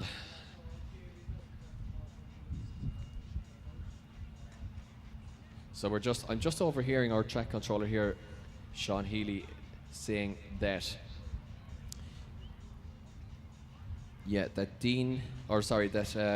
Jake Davey doesn't have to call a 5-minute rule, that it's a competition timeout, which would suggest to me that the judges are after saying that that wasn't the fault of the lead driver, because he is allowed to take his time to fix his car because he didn't cause the issue. So if he has an issue to check over, he's got a competition timeout, therefore he has time being allowed to him to check it. So therefore the judges, by deduction, would be calling this as Stefan Mooney's fault. Exactly as you said there, Mike. And as you said, he has time to check over his car, but the chase driver does not. So if there's any issues caused by that contact, the chase driver still has to wait at the line and wait for his turn for the lead driver to come back and talk about the situation. Absolutely, as I almost grabbed your microphone off you there, Adam, with the wind blowing our stuff here around the tower. So that means that I think it should be okay that hopefully the back wheel didn't take much, but it doesn't take an awful lot to bend like a toe arm or whatever in the back of a Sylvia there, and that can send obviously the alignment, the tracking out in the car very much on the back, making it handle very funny. Now Jake Davey looked to be fully in control of his car after the incident, but I'm sure that they'll want to throw a pair of toe plates at least on that and just check the alignment again really quickly, just in case that car is bent, because if he came out for the next battle and something funny happened on a transition or something, he would essentially be after throwing his advantage away. Exactly, Mike. As you said, these cars are a lot of time and effort has been put into them, and reliability is one of the main things that the drivers and their mechanics and teams think about while building these cars. But it could just take a little tap like that to break an arm, to bend an arm, to put things out of the way. And the last thing you want when you're coming over the hill here in Mondello completely blind is for that car not to be predictable like it has been for you throughout the day. Yeah, exactly. And I'm just hearing here that they're just changing one wheel on that car, so maybe there's a wheel broke, or the outer rim of a wheel is broken or something, you know. So yeah, most of these wheels will be just cast, and they will be quite brittle if they get. Well, you'll break anything if it's rotating at that speed and it hits another wheel as well, obviously. So you can imagine if the spokes of the front wheel are going downwards while they're turning, and they meet the spokes of the rear wheel, which are on the way up on the back of the rear wheel. If those two things come together, it's going to cause damage either way. So possibly a broken wheel there or something for Davey in the lead position. So they're just changing that wheel. I'm sure they'll just throw a set of toe plates on it real quick, make sure the alignment is pretty good, and send him back out and tell him that all is well, and go out and drive it and don't think about it. Exactly. Just go out there, have fun. He's gotten very far already. He is fighting for a spot in the final four now, which gives him the opportunity to drive tomorrow as well. But in regard to that, he's definitely in a position where he can be proud of it.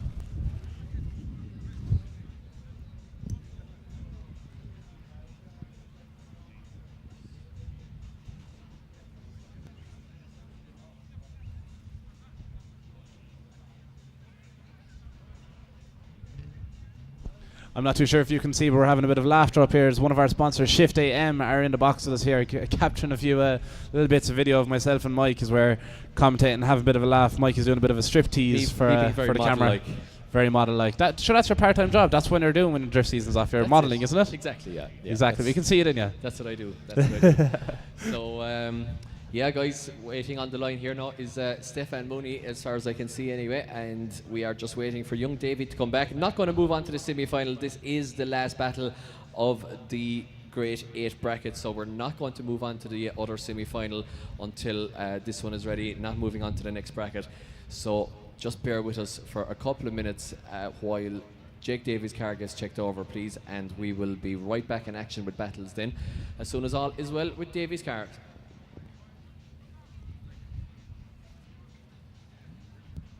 And as you can see there on screen, guys, as well, we will be having our podium celebrations. I would say at this stage it'll be closer to 6 o'clock. We are at 5:25 now, or a little bit with it. So we will be ready to rock with the podium at about 6 o'clock. And of course, remember once again, guys, Japfest is tomorrow here in Mondello Park, the biggest event of the year, and it is now the kickoff of the Irish Drift season. So the gates are open at 10 a.m. tomorrow morning. You can get in, see the cars before the crowds come, and practice is at 9:30. Qualifying kicks off at 12 o'clock sharp, and we will be into top 32 action. A little bit more production in tomorrow. We'll have a driver's parade, etc. So we'll have a little bit more production in tomorrow. We won't be blasting through the battles quite as quickly, so we are starting the top 32, all going well, at 2:30 tomorrow.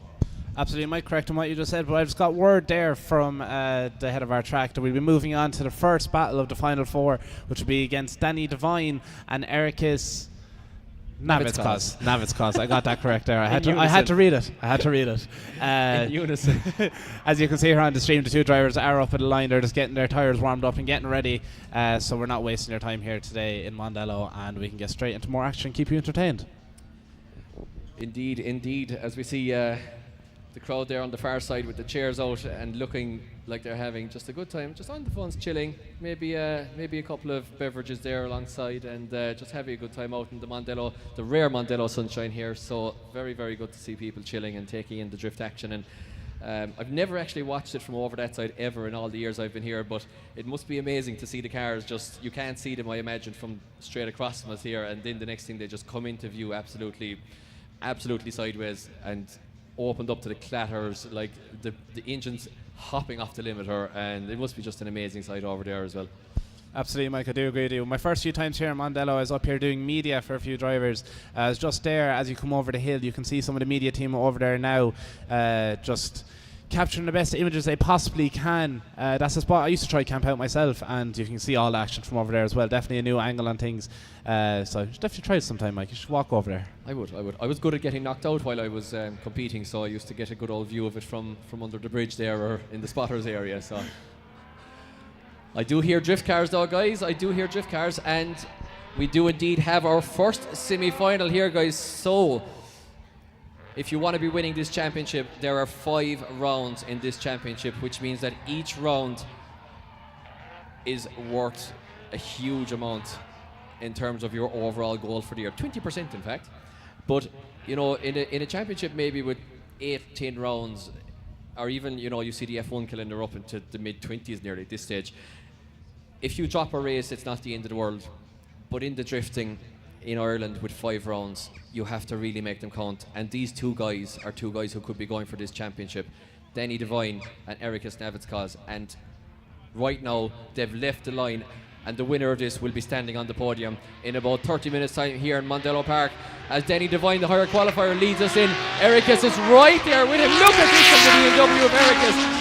Now Danny Devine puts foot to floor, opens up a little bit of a gap. Erikas has to be more aggressive here than he has been, and he is. Look at that. He is right on the quarter panel of Danny Devine.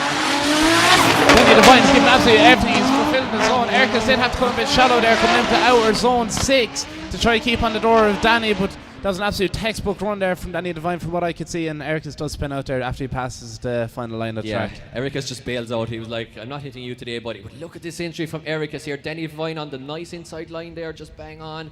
Erikas just lost a little bit of proximity there, but gained it back. Didn't really cut the track, to be fair, and then he actually did find the proximity that he had been missing earlier. Really put it onto the door there of Danny Devine. Now Erikas once again did cut the track significantly there at outer zone 6, so the judges will mark him down for that. Danny Devine had a lovely lead. Oh, are we seeing here there's steam? That's not tyre smoke, that is steam coming from Erikas' car, I would say. Absolutely, he did have a coolant leak there just before, so unfortunately that might just be the cause of that again. Yeah, maybe. No, the cars do tend to, depending on the shell and depending on your chassis, like, and how well you have it sealed, they do tend to let tyre smoke into them, and even long after a run you can see it billowing out of the cabin, and he has his door open there, so it might just have been tyre smoke, hopefully. But the run was over with quite a while there, to be fair, for tyre smoke to be still coming out of a cabin. So I don't know, we had seen a replay and everything. That could have been steam. Could have been steam, not too sure yet, Mike. Not too sure. We'll have to see. That both drivers have gone up to the start line again. I'm not too sure if he's gone warming his tyres or if he is gone checking the situation. No, he's coming straight back down to the line, so he seems to be going for it, Mike. Regardless, he's like, if this car goes on fire, I don't care. I am getting on that podium today. Yeah, at this stage you kind of don't really care as much though, because you're already you're so close to the podium. You're within touching distance here of the podium, and you're like, even if your car is at 105 degrees here and it's going to be at 110 or 15 by the end of the run, you're like, I'm going, I don't care. So Erikas Navickas leads in Danny Devine here in this first semi-final here of IDC Round 1 Pro 2 2025, and a lovely line there from Erikas. Dabs the handbrake. Danny Devine will have to find the door here. He's looking, he's still looking. He doesn't quite find the door of Erikas Navickas. He's going to no cigar. Erikas is now on the outside line, but Danny Devine has a better outside line than Erikas Navickas as they swap over, and Danny Devine has a better finish than Erikas did. It's crazy, Mike. It's crazy. That's wild. I don't know what to really say here. Danny Devine did have a bit more of a cleaner chase one from what I can see. It's a bit more smoother. It's a bit more consistent throughout it. But Erikas' lead run, also outstanding. Compared to the chase run, Mike, I don't even know what to say. I just would not like to be one of the lads over there in the judging side of the tent here. Well, you're going to see them again tomorrow, because both of these drivers have earned the right to now compete in the Pro class tomorrow here at Japfest. They'll be looking for semi-slick tyres tonight in order to put it up to the Pro guys tomorrow with those stickier rear tyres which are in use. And guys, if you're here today and you're here tomorrow, just come in, watch practice tomorrow, and look at the pace difference that you'll see with the Pro cars. It's absolutely crazy with the amount of grip that can be generated on the back of those these days. Now we move it along to Jake Davey and Stefan Mooney. Remember the incident we had on entry there in the although should we not run the second? Oh yeah, should we not have? Did we not have a result on the run the second result there of the semi-final first? Or we waited? Oh no, we did. The winner going through is Danny Devine. Oh, I was looking at you and your beautiful eyes, Adam. I totally missed it. So Stop we never flirting me announced up it. Danny Devine goes through. So Erikas Navickas will be back in the fourth place playoff. Danny Devine, I just missed that result coming up there, guys. Sorry. Danny Devine will go into the final. Dream start to his championship. Erikas will be back in action for the fourth place playoff for the final podium place. Now we move it along to the last of our Grade 8 battles. Again, if you remember, Stefan Mooney and Jake Davey had that incident on entry, and Jake Davey had to get his car sorted. Looks like he is okay, back on the line, and I would say that it's not going to be a huge deficit again, but Stefan Mooney is at a disadvantage here because he was deemed to have caused the incident on entry. So it is all to lose here for Jake Davey. Definitely is all to lose here for Jake Davey. The last standing Davey on the grid here today, so he wants to do the family proud. I'm sure his... well, he could beat his dad in competition tomorrow then, you see, if he gets through. It's very true, very true. Bragging rights. I say that's all he wants. He doesn't care about the rest of the championship, doesn't care if it's the first round or the last round. He just wants to beat his father. Look at this from Davey. He's gone miles before Mooney here. Whether he's at an advantage or not, he wants it to be right on the door, but he loses a little bit of the acceleration advantage there maybe on the way in. So let's see what... almost contact. Mooney does a very slow transition back onto the outside of the track, but I wouldn't say he was big time at fault or anything. Davey was just a little bit overcommitted, I would say. Now Davey is gone into the pocket here. Transitions nice and early. Davey is a bit shallow, not matching the angle. Oh, Davey almost takes the corner off the wall. Messy chase here from Jake Davey. Messy chase. Is it going to be all turned back around? I'm not sure. I'm not too sure either, Mike. Definitely a messy chase from there as he was trying to keep it as close as he could. He was doing everything he could, even though he nearly slapped the edge of the wall here on outer zone 6. He gave it everything he could to stay up close and personal with Stefan Mooney. Yeah, so bear in mind once again, guys, that I would say that Davey was at an advantage. Slight contact there, didn't upset either driver, whole pile. Now Mooney goes off a little bit. Was he upset tiny bit by the contact? I wouldn't say so. It wasn't that much. Davey's very shallow there. Okay, so the judges want to see it again, going back to the start of this replay here. So watch this now. Davey is caught out a little bit on acceleration. Mooney comes in. A little bit shallower by Davey, a little bit shallower angle. Mooney's okay in 3, so is Davey. Touched there. Now no, it's Mooney sinks himself off with his acceleration, but it's very little. He doesn't drop a huge amount into the dirt there.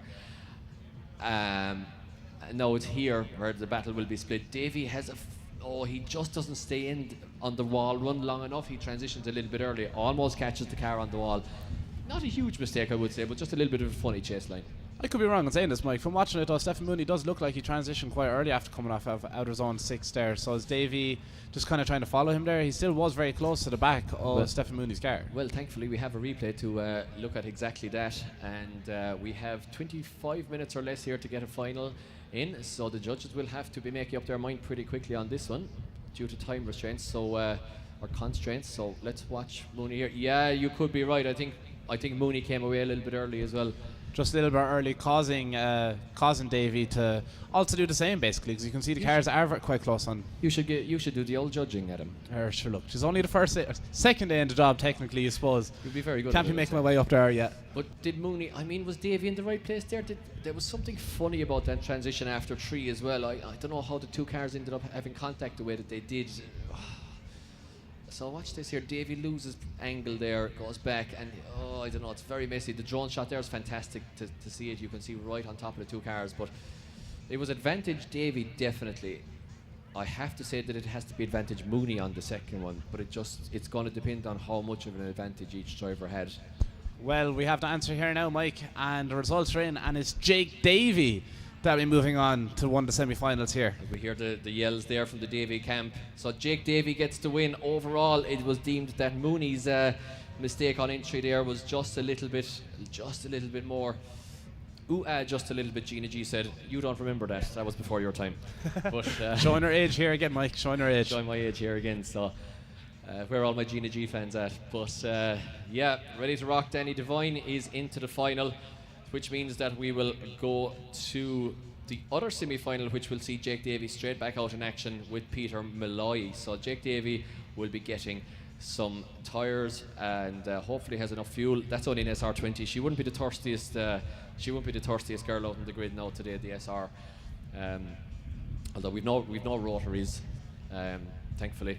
So they know how to drink fuel, but yeah, the SR20 is the SR20 that could. So Jake Davey will now have a chance to face off against his dad tomorrow in pro competition. He's a junior driver. I don't know his exact age. He's about 15, 16 maybe. But he is basically in the junior class, which means he's from 12 to 16 years of age. And now, at that age, he gets to drive this car tomorrow. Might even drive his brother Dean. Pro competition tomorrow in front of aforementioned. Exactly, Michael. That's huge. Saying now that he'll be into tomorrow. This tomorrow isn't just some Pro 1 drivers here. There's some wildcards thrown in. As far as I know, we've got the drift games guys.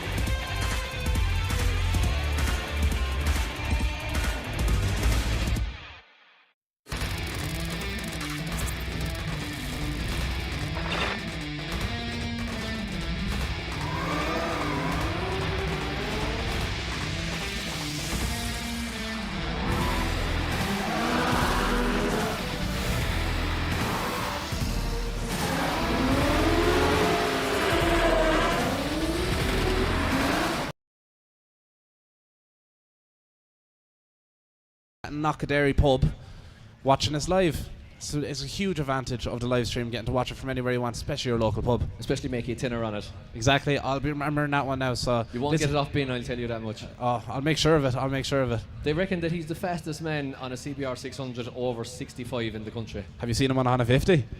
I haven't, thankfully. Lifted.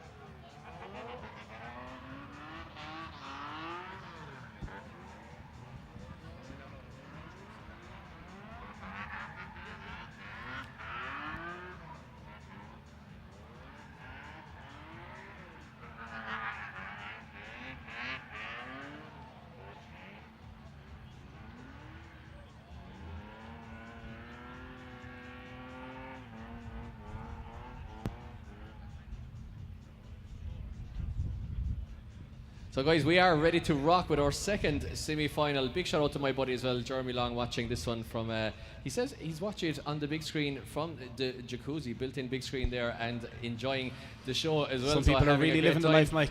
Loads of interaction here. As we move on to the second semi-final, it is Peter Molloy and young Jake Davey for a spot in the final here at IDC round 1 Pro 2. Look at this from Jake Davey, from both drivers in fact. Lovely line from Molloy, but Jake Davey has put it right on the door to BMW. Are we watching the emergence of yet another Irish phenomenon here in Jake Davey? We very well could be from the way that he's driving today. Karting S14 switches back direction. Peter Molloy with the perfect line as always, and what a chase run there. Brilliant lead from Molloy, brilliant chase from Davey. Speechless, Mike. Peter Molloy put down an absolutely outstanding lead run there for Jake Davey, and Jake Davey did down a textbook chase run, as you can watch it here in a replay. Initiates perfectly, mimicking that lead driver as best as he can, coming around here to out zone 4, up close, trying to nudge to that door as best as he can. Yeah, speechless, Mike, speechless. Really liking Molloy's lead line there. He's just such a great driver. He doesn't make any real big mistakes. He doesn't knock himself out. So yeah, Davey doing everything he can there though in the chase position perfectly well as well. So this is for a place in the final and a guaranteed trophy. Irish drifting trophies are tough things to come across, especially in the Pro 2 class outright. You have to get through 70 odd drivers, 80 if it was last year, 70 this year through qualifying, and then you have to be the best out of the 32 who do qualify. So getting to this point alone is a huge achievement. So well done to these two gladiators, as we see Jake Davey now lining up in the lead position, leading Peter Molloy in.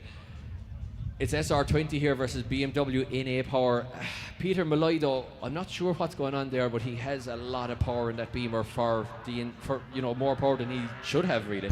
More than he should have. It just comes down to the driver, I presume, unless he's got some done since we know about. You can see there initiates small but early. Looked like he locked back the wheels. There isn't as much of a tight gap here, but he does make a massive dive. Peter Molloy up on the door of Jake Davey, pushing him around on outer zone 4, Mike. Wow, these two drivers are on top of their game currently. Looks to flick onto the wall from Davey, but Molloy is right there with him as he kicks the clutch. Oh, nearly takes the back bumper off of Davey's car on the transition. Guys, big round of applause for Peter Molloy and Jake Davey, please. Wow.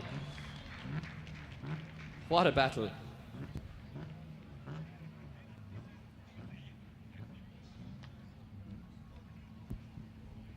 So, results dropping in, guys, and the charge continues, putting an end to Peter Molloy's fantastic run. It's Jake Davey advancing to the final, guys.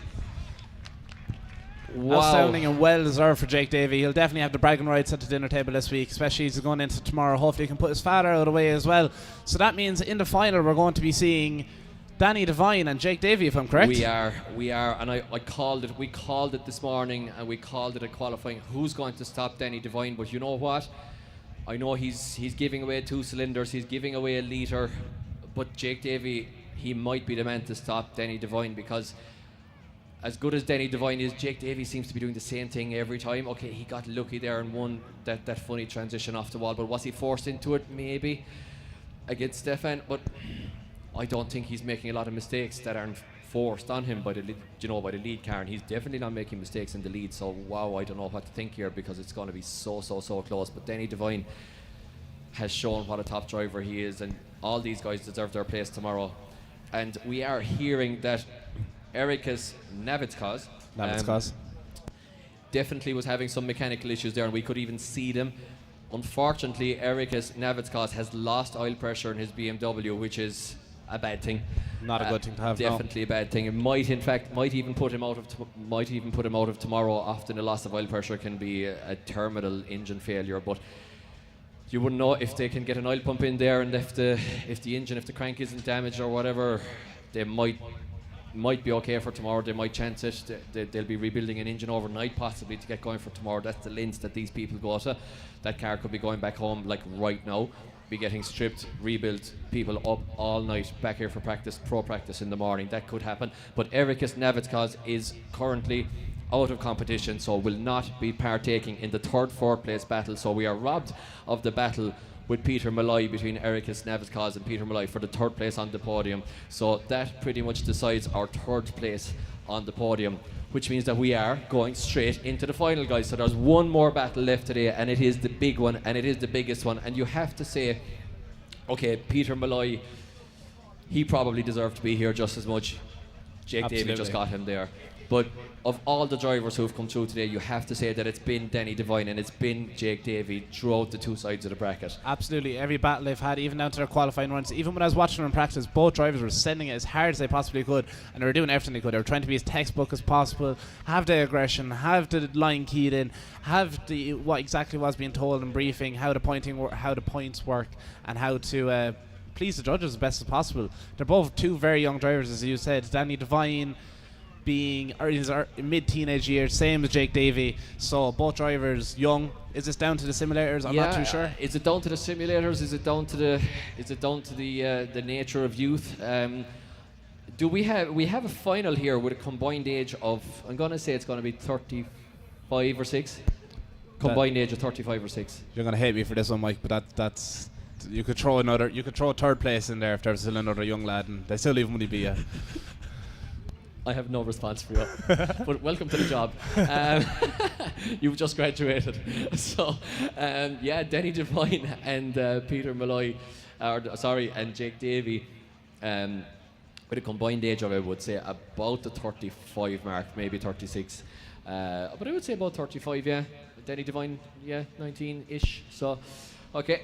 Mad statistic, to be honest, in a final of a Pro 2 competition in Ireland, which is once again of a huge level in terms of as far as Pro 2 competitions go. So the future is bright, and we will be ready to rock in a few minutes. And once again, guys, even though it is kind of getting cold here now in Mondello Park, the wind is coming in, but be sure, if you want to, you can join us on the podium. It's always a good time, and it is a good time to go down and check out the cars. You can literally feel the heat coming off the cars always on the podium. If you're near them, the things are just absolutely reddened after the day. So if you want to check these cars out closely, feel free to come in through the bottom gate here across from the garage in Mondello Park, and you can for sure check out the podium. And I think you can actually make your way down possibly from near the bridge there as well after the event stops. So be sure to come onto the podium, celebrate with the drivers, get your pictures, and we will be, of course, doing the same thing all over again tomorrow evening in pro competition.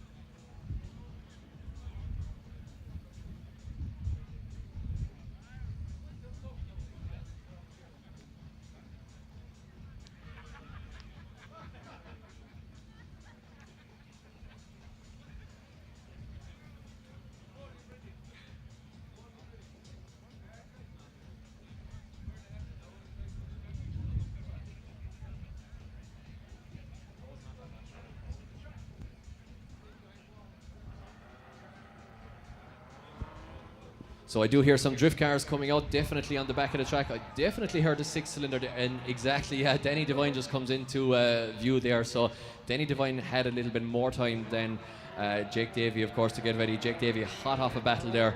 And speaking of hot, these cars get very, very hot inside them. And yeah, Jake Davey will know all about that. He's after 3 battles now in very quick succession. The body will be tired, the mind will be tired, but I'm sure that he'll be able to get the focus in now just for this one more battle this evening. And we are just about finishing in time here in Mondello Park. 6 p.m. curfew.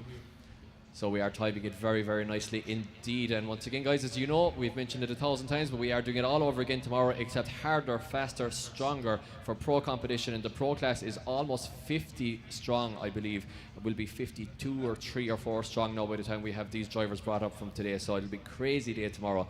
And it's the first time in a few years that we've had a pro class with that amount in it. So every driver will have to push extra hard just to qualify. We're ready to rock, guys. It's final time here. Denny Devine leads us in. Jake Davey follows him in. It's the IDS Pro 2 final. And let's see what we can get out of this one. And it is a fantastic dive. Huge Jake dive what we're for going to Jake get out of Davey. it. Jake Davey pushes right up as hard as he can on the young Danny Devine. Oh, the back to the car is now flying for Danny. Pushed right up against the wall. No boot as he finishes off this lap. Jake Davey is giving him no room to spare since the second half of that run. Denny Devine dismantles the back of his 180 off the wall in the aim of sheer and utter entertainment. What a fantastic spectacle that was.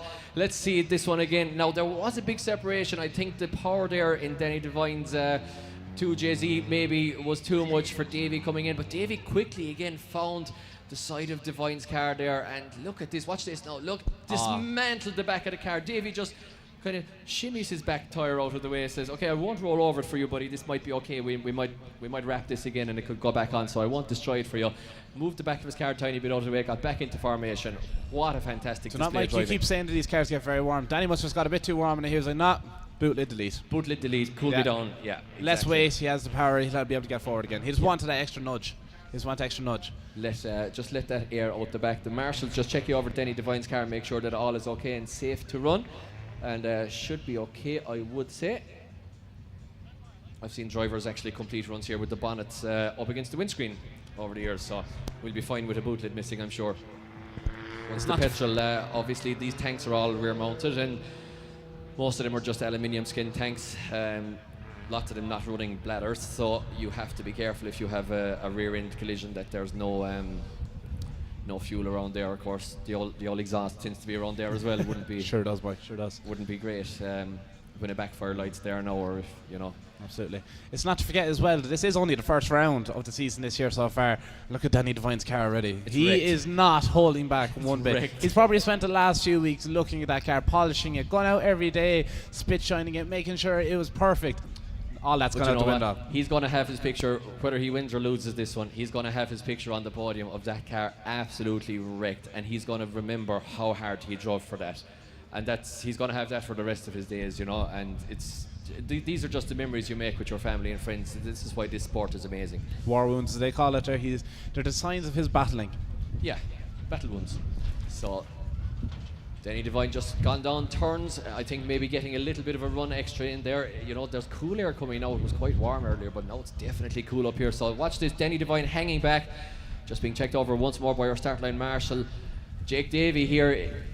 You know, Jake Davey could be able to pull off an upset here with his SR20, guys. It is the second one of the final. Are you ready in the grandstands? Yes, indeed. We're ready here in the tower, so we're ready to go. And we are going. Jake Davey leads the line, followed in very, very closely here by Denny Devine. Flicked in by Davey. Look at this entry. Beautiful angle from Davey. He is very, very sideways.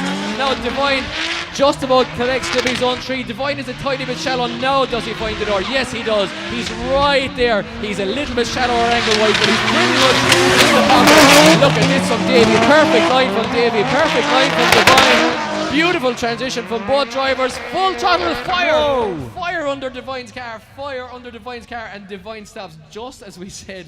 Fuel tanks and exhaust and everything. You need to stop speaking, Mike. You're jinxing things here. Wow, wow, wow. What a Pro 2 final. This is the first round and it's only Pro 2 yet, guys, and we're getting this kind of drama. Guys, can we hear a round of applause for Denny Devine, please?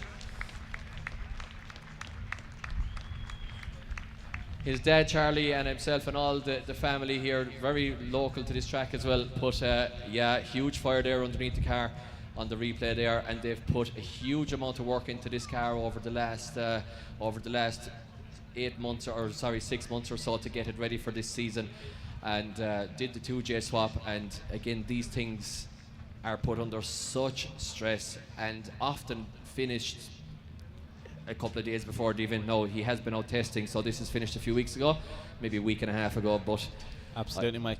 And this is just a proven point of what I was saying earlier with the sportsmanship inside here. You can see Jake Davey actually just coming up to see, is Danny alright, see if the car's alright, and see can he help you out in any way. Absolutely. So that would suggest to me that we do have a result. I'll just confirm that with the judges. So we don't give the result here. We actually go down to the podium to give the result. So the judges are taking off their headsets. That would suggest to me that we have a result. And I'm just hearing, guys, unfortunately, there's a conrod of an engine, I believe I'm told, out on the ground underneath Danny Devine's 2JZ engine here, so possibly a conrod on the ground. I can see it from here, Mike. I can still see it steaming from the heat inside that car. Yeah, and the fire you would have seen would have been the associated oil going on fire that has been dumped out of that engine, and that is a 2JZ delete, pushing that engine to the absolute limits. But you know what? I know that they'll be back, and they will be back stronger than ever, and they will have a lot of points collected from this round. So we're going to go down. We'll have to check the results, guys. We'll have to give you the result on the podium. So we will hopefully get this car over there. Maybe not. It might be leaking oil. We might leave it where it is, actually, for the sake of it. So, guys, feel free, join us on the podium. We'll get Danny Devine down there. We'll get Jake Davey, Peter Molloy, and Erikas Navickas down there, and we will join you guys. Thank you so much. We'll join you down on the podium here at IDS round 1 in a couple of minutes time, right here in front of the grandstand, guys. Thank you so much. Thank you.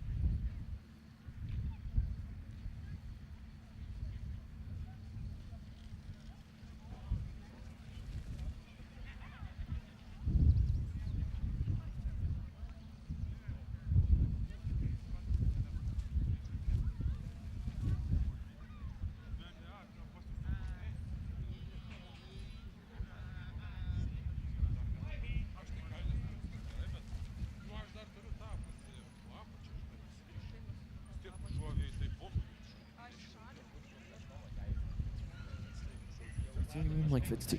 1, 2, 1, 1, 2, 1, 2.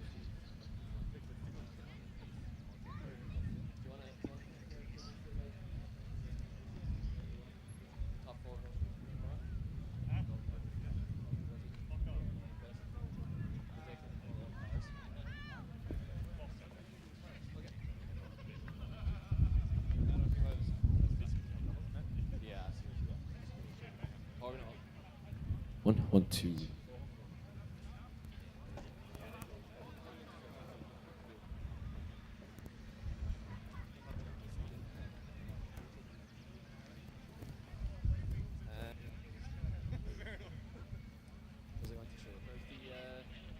Where is the champagne?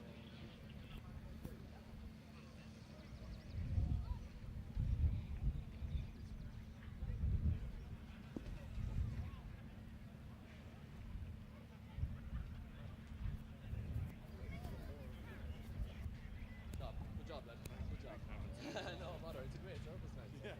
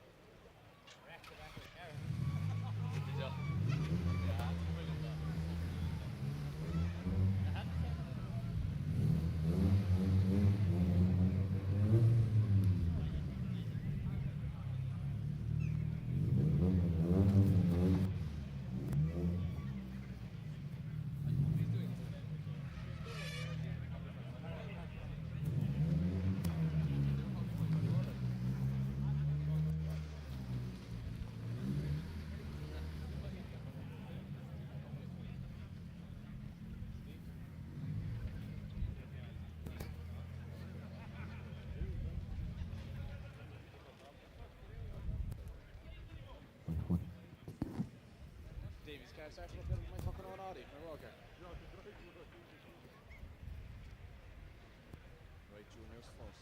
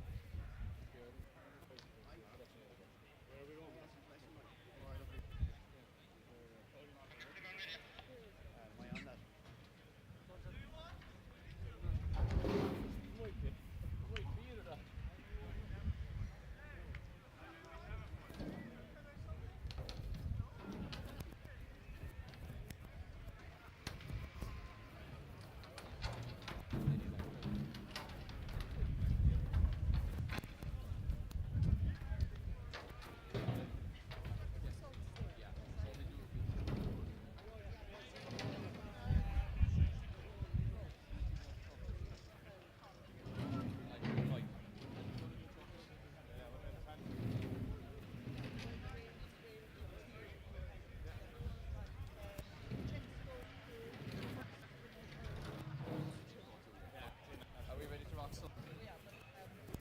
We have trophies. Right, guys, just gathering the trophies here, and we'll be with you in 2 seconds.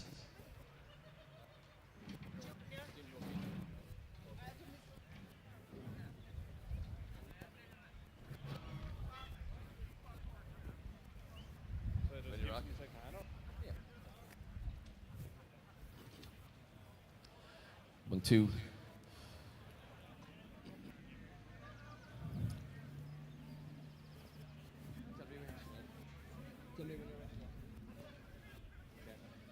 Right, guys, thank you so much for sticking with us here at ID's Round 1 2025 Pro 2. It's been a fantastic day. As you can see, everybody was giving it 110%. So fair play to all drivers and fair play to all teams. Crazy evening and a fantastic start to the championship. So, guys, we're going to give out, first of all, the junior prizes, then the rookie prizes, and then the Pro 2 prizes. All in. So, guys, can we have just a little bit of a silence here, because we're going to do the podium now. So the junior drivers, as you know, guys, are 12 to 16 years of age. They're the next group of IDC drivers, so we want to hear a huge cheer for all these guys. They've driven hard to be here today. And in third place here at round 1 of IDS 2025 in the junior championship, it's Stefan Mooney.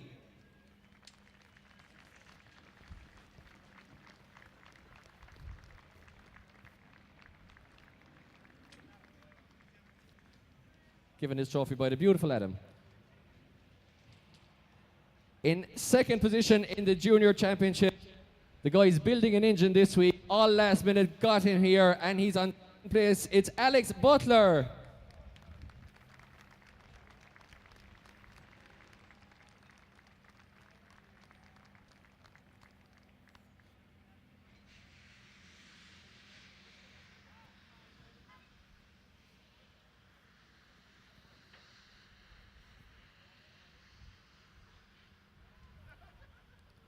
Well done, Alex. Which means in first position in the junior championship, might not be the last time you'll see him on the podium. It's Jake Davey.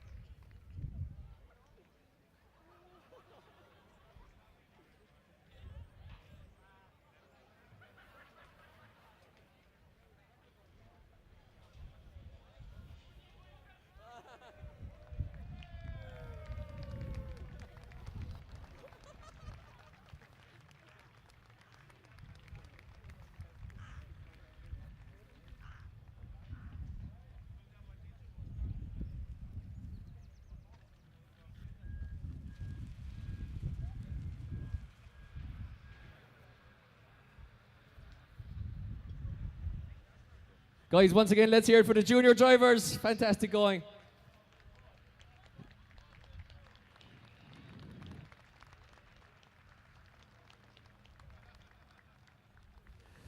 So that moves us on to the Rookie Championship. First-time competitors, first-year competitors, or competitors who have not previously qualified for battle action. And in third place at round 1 IDS 2025 in the Rookie Championship, let's hear it for Michael Henderson.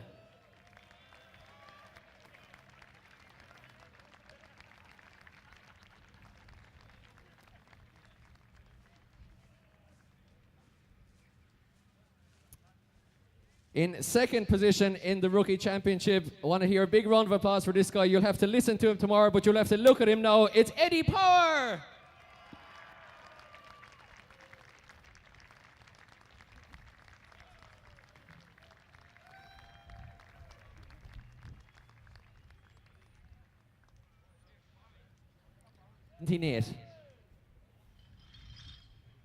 And I'm going to do my best to pronounce this one as Michael Henderson is getting ready there for action. But he'll have to wait for a second because we have to announce the winner, this young man.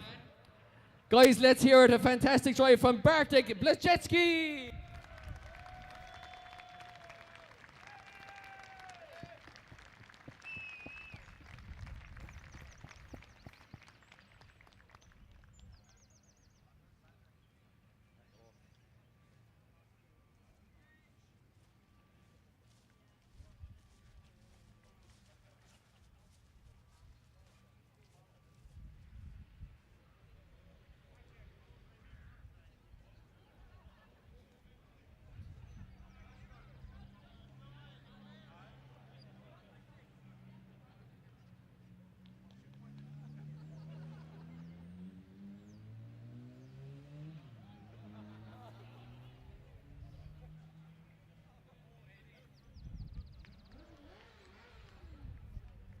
Guys, let's hear it once again for your rookie competitors, Michael Henderson, Eddie Power, and Bartek Blazetsky. Uh-oh.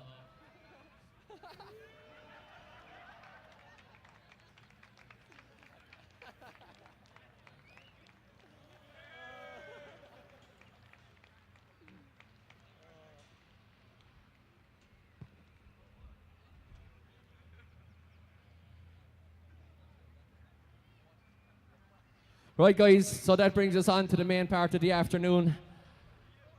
And once again, lads, I hope you all enjoyed it. And I think we can all agree, lads, that this top 8 at least, if not the top 16, was worthy of a pro top 8 and top 16 all day. The depth of talent in this country is absolutely crazy.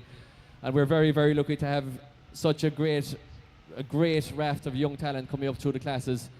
So, guys, in fourth position, losing oil pressure, but still driving through all the problems that he had. Let's hear a big round of applause. He's in tomorrow for Erikas Navickas.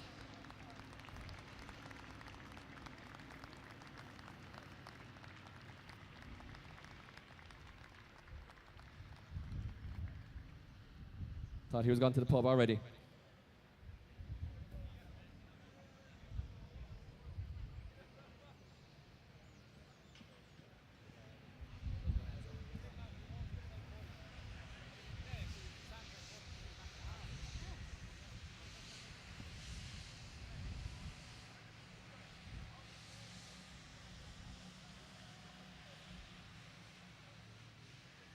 He said, if anybody wants to change an engine in a Beamer tonight, his place is the place to be.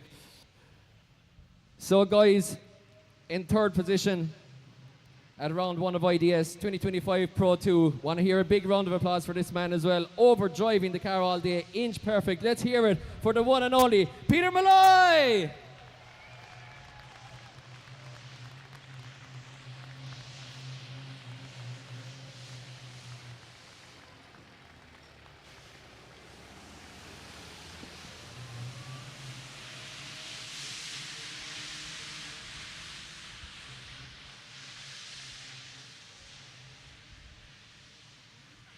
And guys, fate and drifting can be a cruel mistress at times.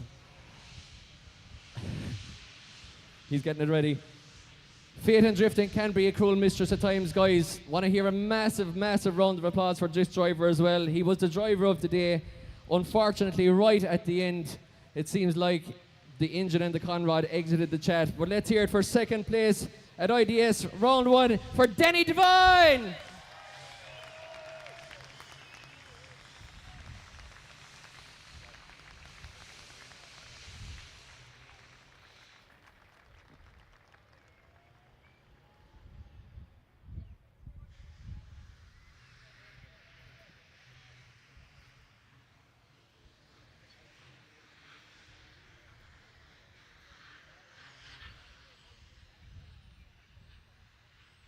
And just remember, guys, that these 4 drivers are in for Japfest tomorrow, so might be looking for a car or a 2J or something like that. So that must mean only one thing, guys. On the other side of the bracket, also overdriving his car, also inch perfect. Want to hear the biggest round of applause for the day for your winner of IDS round 1. It's Jake Davey!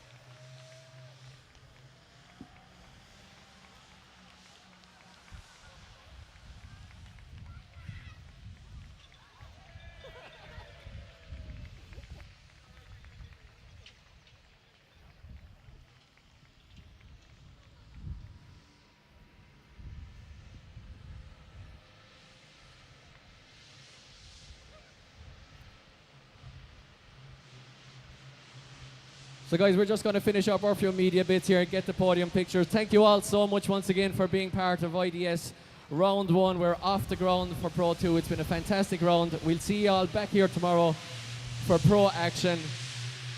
And it is Japfest, guys. It's going to be a good one. So thank you once again. See you all tomorrow, guys.